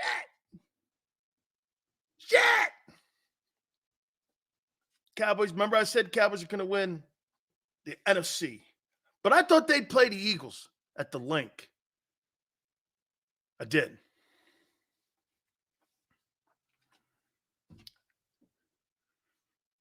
Even a broken – no, this 2 years in a row I picked your team to get to the Super Bowl. I thought they'd play the Bills last year. They played the Chiefs. I picked the NFC champion. It could be 2 years in a row. You're welcome, LJ. You're welcome. How do you like that prediction, Tone? But wait, they have 6 losses. They don't have a better record than us. They're not 10-2. Like it mattered. Your record didn't matter. How good you're playing matters. That's all that matters. How good are you playing? You guys are going through a soap opera. Other teams are preparing for the playoffs. Guarding the NFC. It sucks ass. Holy cow. Let me say this to you. You want to know what and how hot a seat Nick Sirianni will be if that Cowboy team wins the Super Bowl this year? Whoa. Oh, my dawn. Dude, that guy's backside will have a brand on it by the end of the offseason. You can guarantee you they are not going to be happy. Hey, that guy will not be given a lot of room. That runway got as short as Maverick. The second movie, when he had to take off on that runway that was blown up, man. Okay? That taxiway. Guy lost a wheel. This guy won't even have a decent time to land. He won't be able to land on the aircraft carrier known as USS Novacare. Upset. Cowboys upset by Packers, of course. Eagles upset by Bucks. Why not? You got beat by the Cardinals. The Cardinals. And the greatest of Jonathan Gannon. How embarrassing.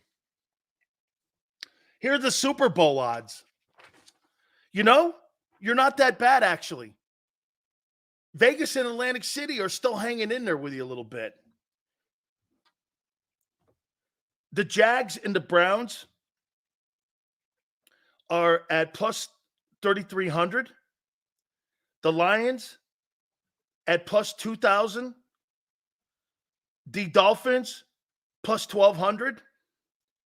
Eagles plus 1,100. You're fifth. Not bad for all the chaos that's gone on. I'm pretty shocked, actually. Chiefs plus 900. That's not very good. Bills and Cowboys plus 800. Ravens plus 320. 49ers are favored to win it all. 225 plus. 49ers. Isn't it funny? They beat the shit out of you spiritually and mentally and organizationally, and you haven't recovered. Dude, usually when you get beat in a game, the next game you kind of go, well, you know, you lost 2 because 1 did a job on you. That game ended your season. Am I right when I say that? The 49er game may have ended your season. And that was 4 weeks ago.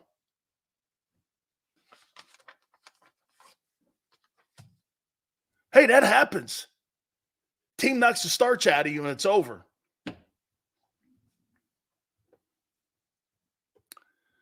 No way Dallas gets anywhere without a running game. Unless Dak turns into Brady, which I highly doubt. Well, he's had a great year this year. 32 touchdowns and 9 picks. I mean, guys played great this year. Way to go, Mike McCarthy. Mike's done a nice job with him. Here are my top 10 NFL teams going into the final week of the NFL season.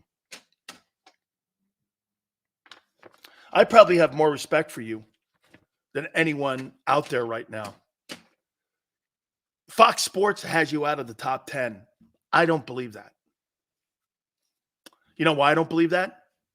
And I'll go back to saying something that, to me, still, I believe 100%. Jalen Hurts isn't the style of quarterback or the type of quarterback that I want running my offense. Okay, he's not. However, he's the type of person that I would want running my offense and the type of person that I would want as a face of my franchise. So you can take that whatever you want.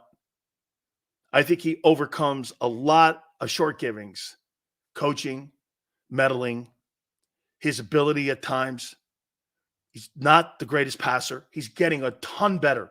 They're speeding it up too much, though. They need to go in smaller increments and developing him. I mean, you know, if you rush him too much, he has a chance to be better than Michael Vick. But if you keep rushing him the way you're rushing him, he'll never fulfill his prophecy of being what could be a better quarterback than McNabb. You need to really evaluate yourselves, if you're the Eagles, on how you're coaching him. Let Jalen dictate. Am I right when I say this? Jalen dictated his growth spurt by playing Jalen Hurts football. The Eagles have stunted his growth spurt in the way they wanted him to play, in the way they wanted Jalen Hurts to play. Think of that. The organization slowed his progression down. Jalen Hurts is so good because Tone said it earlier when we were talking. Look at his numbers, Dan. The numbers are a result. All the good is a result of Hurts. All the bad is a result of the organization. I blame the organization for half those turnovers because they didn't know where to throw the ball in critical situations and in situational play calling. They didn't know where to go with the ball. Last year they did. This year they didn't. Hence the turnovers. Hurts has had to do so much. He dropped it a bunch of times on the carpet. Thing looks like a train wreck.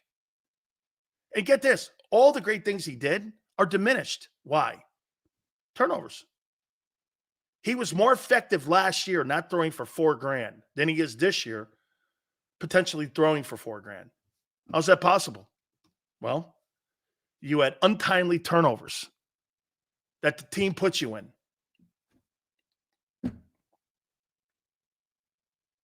They stunted his growth. That's right, senor. They still don't know where to go with the ball. And you got coaches lying for no reason. Your players bitching. It's Wednesday. You get a game in 4 days. You might want to focus on that. Stupidity. Here we go. Big Sills, top 10 NFL teams. Number 10, one of the absolutely best coaching jobs of the year. Unbelievable job. From where that Rams team has come, I'll tell you something. I pray to God that Raheem Morris gets an opportunity at getting another chance at being a head football coach. He's a DC at the Rams, and the Rams have really, really turned it on. That Puka Nacua kid, they're really pushing him to be the rookie of the year offensively. But there's not a chance in hell, in my opinion, because I think Stroud's the better guy. However, that guy has had a sensational year. From what I understand, he's on the cusp of breaking a record that was held since like the mid-'60s for the Houston Oilers. Some dude, mid-'60s for a rookie getting over like 1,400 yards receiving. It's incredible. You know, and get this. I mean, I don't remember him at BYU. I can't believe how good he is. And then Cup's starting to come around now. He's been Cooper Kupp this year, actually. Sean McVay's done a wonderful job. I don't really like the completion percentage where Matthew Stafford is right now. It's 62-1. That's a little low. That means he's prone to turnovers in the playoffs. You know, 62-1. You know, Jalen Hurts is still floating that around, completing 7 out of every 10 passes. I don't know. That doesn't seem high for a guy like Stafford. But then Stafford's always had that issue. Okay? And by the way, the Rams, their best thing would be being on the road in the playoffs. You know why?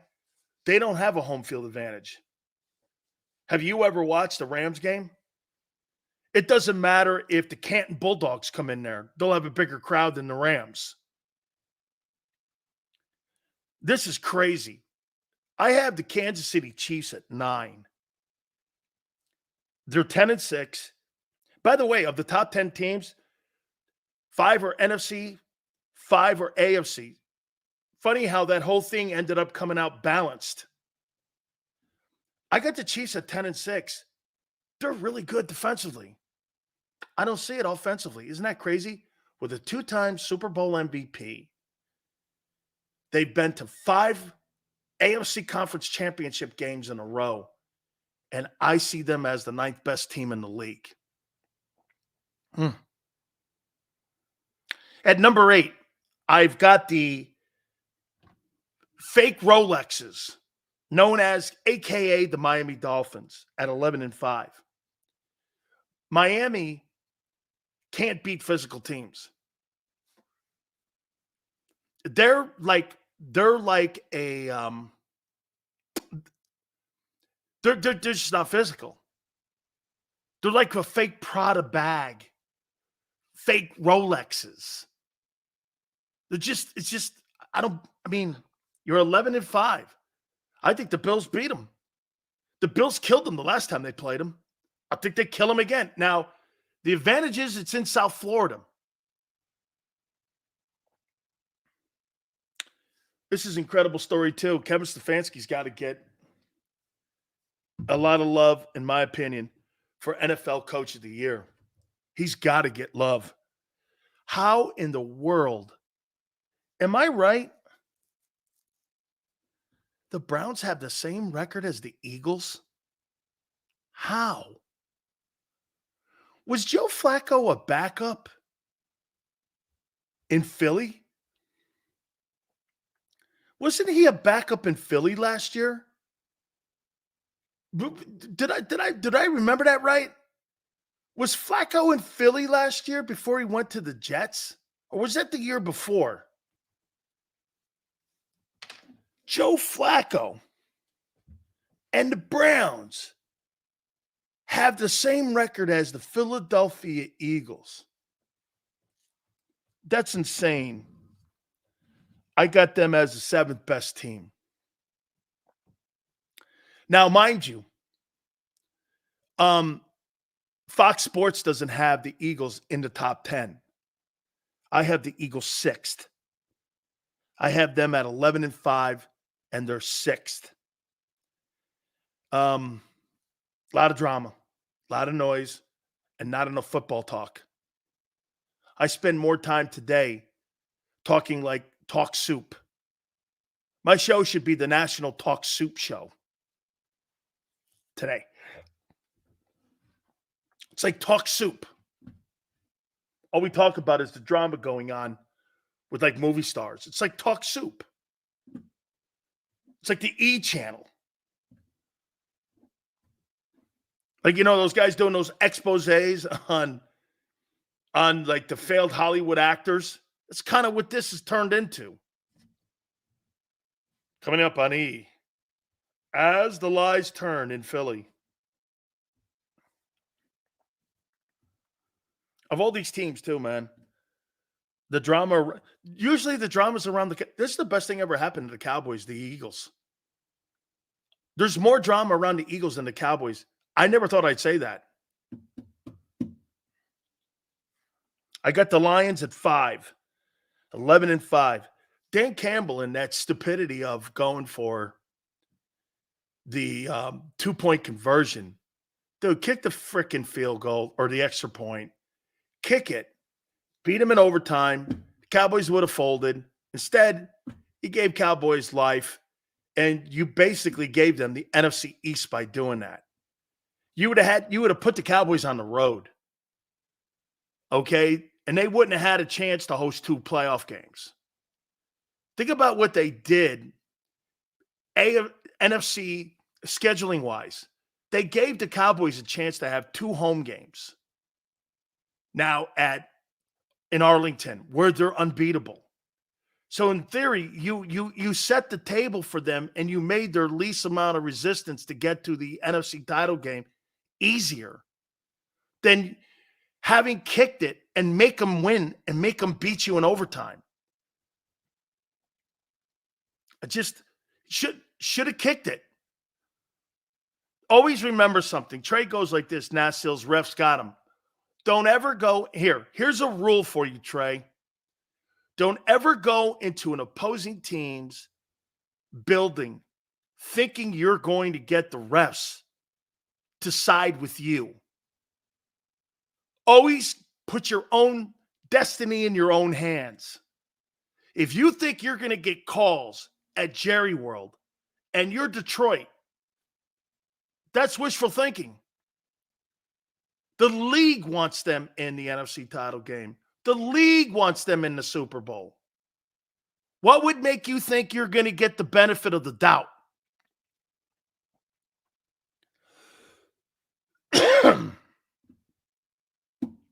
I got the Cowboys at 4.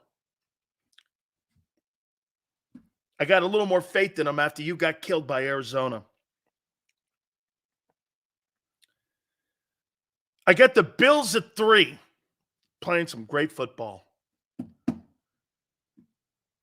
I got the 49ers at 2, and I got the Baltimore Ravens at 3. Explain this to me. Here lies the difference. Here lies the difference between what think about this, guys. Here lies the difference in what the Ravens did with their $50 million quarterback. What's the new coordinator's name? Munkin? What's his name? The new coordinator in Baltimore? So they gave this kid $250 million, paid him $51 million. And what did they do? Well, we want to get him to another level. Okay? We want to get him to another level. So we're going to have to hire a coach who is going to help him get to where we think his skill set can take him. And do you know what that guy did, that offensive coordinator? Do you know what they did? How many offensive systems do you think Todd Monken probably had with quarterbacks that he's used in the past? You know what he did? Unlike what they do in Philly. You ready? Todd Monken walks into Baltimore and says, this is what he does great. This is what he does poorly. This is what he does decent. This is what he does average. This is what he can't do. This is what he's spectacular at. What do we need personnel-wise, and how do we approach fundamentally in situational play calling that will give us the best chance to win games? Not put up numbers, but to win games. He came up with a game plan and a strategy and a play sheet that was conducive to the Todd Monken changed who he was to fit the skill set of the quarterback. That's coaching. That's having vision. That's understanding your personnel. That's also been given from the top with Eric DeCosta, the owner, and everybody feeling comfortable in their hires. They basically get this, think about this with John Harbaugh too. John Harbaugh, Eric DeCosta, Ozzie Newsome, Steve Biscotti, all those guys put the faith in the hands of Todd Monken, a new coordinator who hadn't been in the building with a brand new $250 million toy, and said, we want you to do this with him. And they stayed out of his way. And he's going to win his second MVP award by the age of 26. That guy should get a job for NFL head coach. I mean, that's almost kind of Shane Steichen stuff. What he's done with Lamar, I'd like to see what he could do with Justin Fields. I'd give him the Atlanta job, make a trade for Justin Fields, and bring Fields down to Atlanta. See what we could do. Would you be open to that? Shit, I'd like to see Todd Monken, what he could do with Jalen Hurts. There's your replacement for Nick Sirianni, Todd Monken. You're welcome. Todd Monken is your replacement for Nick Sirianni. Remember something, though. Todd might not take that gig because he gets autonomy in that building. You ain't getting that there. You ain't getting that there. Todd Monken. How about him with Jalen? How would you feel about Todd Monken with Jalen Hurts as your head coach and play caller?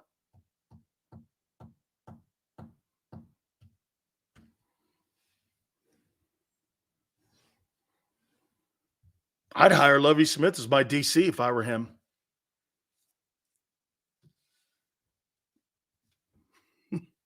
No way. That's surrendering power. They want to hire somebody. You think Howie Roseman would hire a guy who took a shit on the McNair family on the way out the door in Houston and Lovie Smith being your DC? He's a great D coordinator. As a Georgia fan and half the Georgia team on this roster, you know what in the pants for this happening.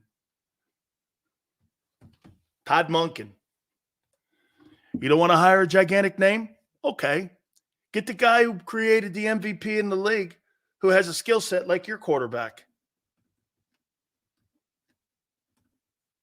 Nothing? Who do you think's a better coach? Play calling wise, Todd Monken or Nick Sirianni?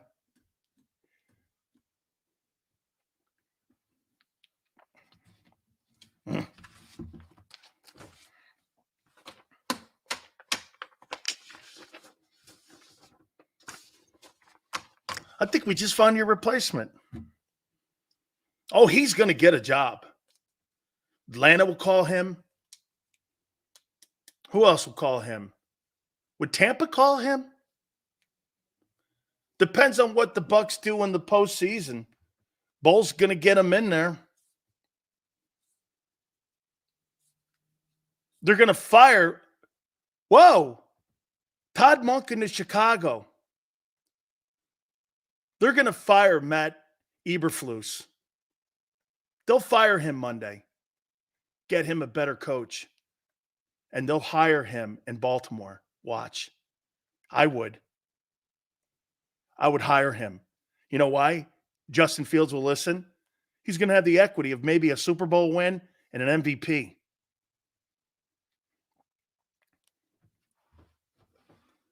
I think that guy's a hot commodity. I'll take him over Eric Bieniemy, especially with a Super Bowl win and an MVP. And you turn the guy who was already good into an MVP. I don't know. Let's take a time out. Hit the like button. Keep it here on the National Football Show. Eat chicken wings, buy Hooters things. Christmas is near. Shop, have a beer. Christmas shopping shouldn't be hard. Give your friends a Hooters gift card. This year, stuff their stockings and yours too with a one-size-fits-all gift card. Buy a $25 Hooters gift card and receive a $5 Santa's bonus card. Make it Hooters for the holidays. Eat chicken wings, buy Hooters things. Christmas is near. Gift cards are here. Good at Hooters everywhere now. Hooters gifts are always favored.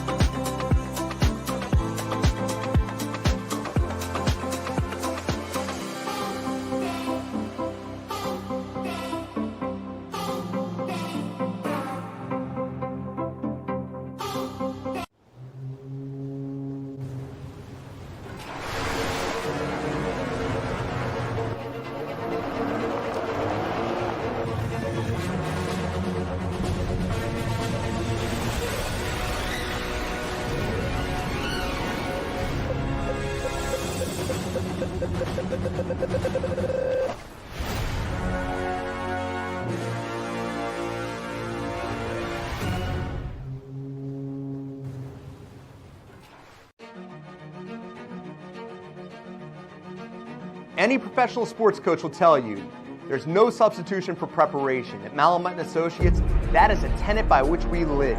We prepare from day one for victory. Anything less is not acceptable.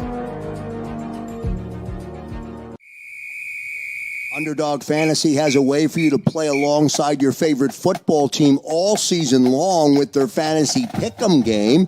You pick between 2 to 5 players, select whether they'll go higher or lower on one of their stats, then do what you usually do on a Sunday, watch the games. You can win up to 20 times your money in a single game by going 5 for 5. It's a fantasy game, and the Sports Betting Show wants you to get involved. Go to UnderdogFantasy.com. When you sign up, use the promo code WIN, and Underdog will double your first deposit up to $100. That's UnderdogFantasy.com. Use the promo code WIN.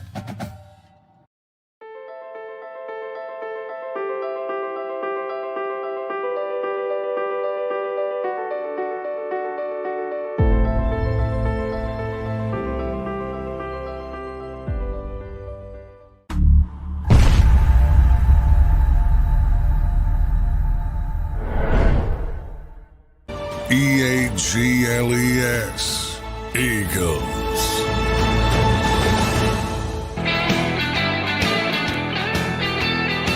I'll tell you what, man, Tone's got me on that idea of that Oreo cake. I've been thinking about that for 2 days, man. Yeah, I went to bed last night thinking about that thing. I did, man. I go, that guy was onto something, man. And we can't get something out of your mind like that. He goes, yeah, my wife bought me a Oreo cake for my birthday. I'm like, damn, I wish I thought that.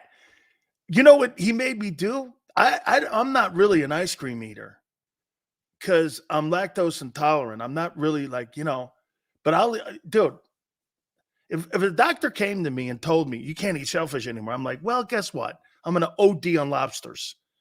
So don't worry about that. I mean, that's how I'm going out. And so an Oreo cake. So I had like a little dish of ice cream last night, Breyer's ice cream. I was like, damn. And I did that in honor of Tone because I was like, I don't know if I can have that cake. Yeah. So I was probably like the best thing for me to do. I was like, I don't know. Maybe, I don't know. Maybe it's in the best interest that I don't have the ice cream cake. I don't know, man. Okay. Oh, yeah, man. Cube's talking about, he's really a great guy. I love the guy. I'm so proud that he came on. I'm so proud we're friends. That was pretty dope that he did that for us. Absolutely crazy great. Yeah, so, hey, what drama do you think we get tomorrow? God, please, dear Lord, could we please have more drama tomorrow with the Philadelphia Eagles? This has been one of the greatest years I've ever seen. Do you know what the topics are right now? Are the Eagles' problems fixable? No. Only in the offseason. When the henchmen get together and they drop guys through trap doors, and they drop you through a trap door like Saddam Hussein. By the way, hey, Tone, that was one of the greatest moments me and my daughter ever shared on CNN. We sat around, we were hugging one another, and we watched that guy go through a trap door. It was a great family environment. It was one of the best things I've ever been involved with. My daughter goes, what happened to him? Well, peekaboo. And she's a little kid, too. But seriously, it was such a family bonding watching that guy go through that trap door. And my daughter looks at me and goes, what happened? I go, peekaboo. Yeah. So you get a little bit of my parenting skills. Oh, what happened, Dad? Yeah, well, that's what happens when you're a bad guy. Dad, would you do that to one of your boyfriends? You see, I never told you guys this. When my daughter was 2 years old, I had her sign in green crayon that she'll never get married or ever have children at all ever, and she'll never leave the house. And I've got it framed. I'll show it to you. And I hold her to that agreement. I told her it's written in green crayon. She goes, I was 2. I don't care. It was written in green crayon. Do you understand? Green, Italian. Hey, how you doing? You know, what are we doing here? All right. Hit the like button. Appreciate it. I don't know what drama we have tomorrow, but I'm sure it'll be there for us on display. You know, Tone puts his head down with Rob every day going, I just don't know. I don't. I go like this. Oh, my God. Oh, and Tone's going like this. If that Cowboy team, what Sileo says, I will refuse to work a week if that Cowboy team wins that Super Bowl. I won't be able to handle it. Tone, I love you, man, so much. You do such a great job. We couldn't do the show without you. 2 to 6 Eastern time. I appreciate you guys so much. Thank you again, and we shall see you on the flip side. Eat chicken wings, buy Hooters things. Christmas is near. Shop, have a beer. Christmas shopping shouldn't be hard. Give your friends a Hooters gift card. This year, stuff their stockings and yours too with a one-size-fits-all gift card. Buy a $25 Hooters gift card and receive a $5 Santa's bonus card. Make it Hooters for the holidays. Eat chicken wings, buy Hooters things. Christmas is near. Gift cards are here. Good at Hooters everywhere now. Hooters gifts are always favored.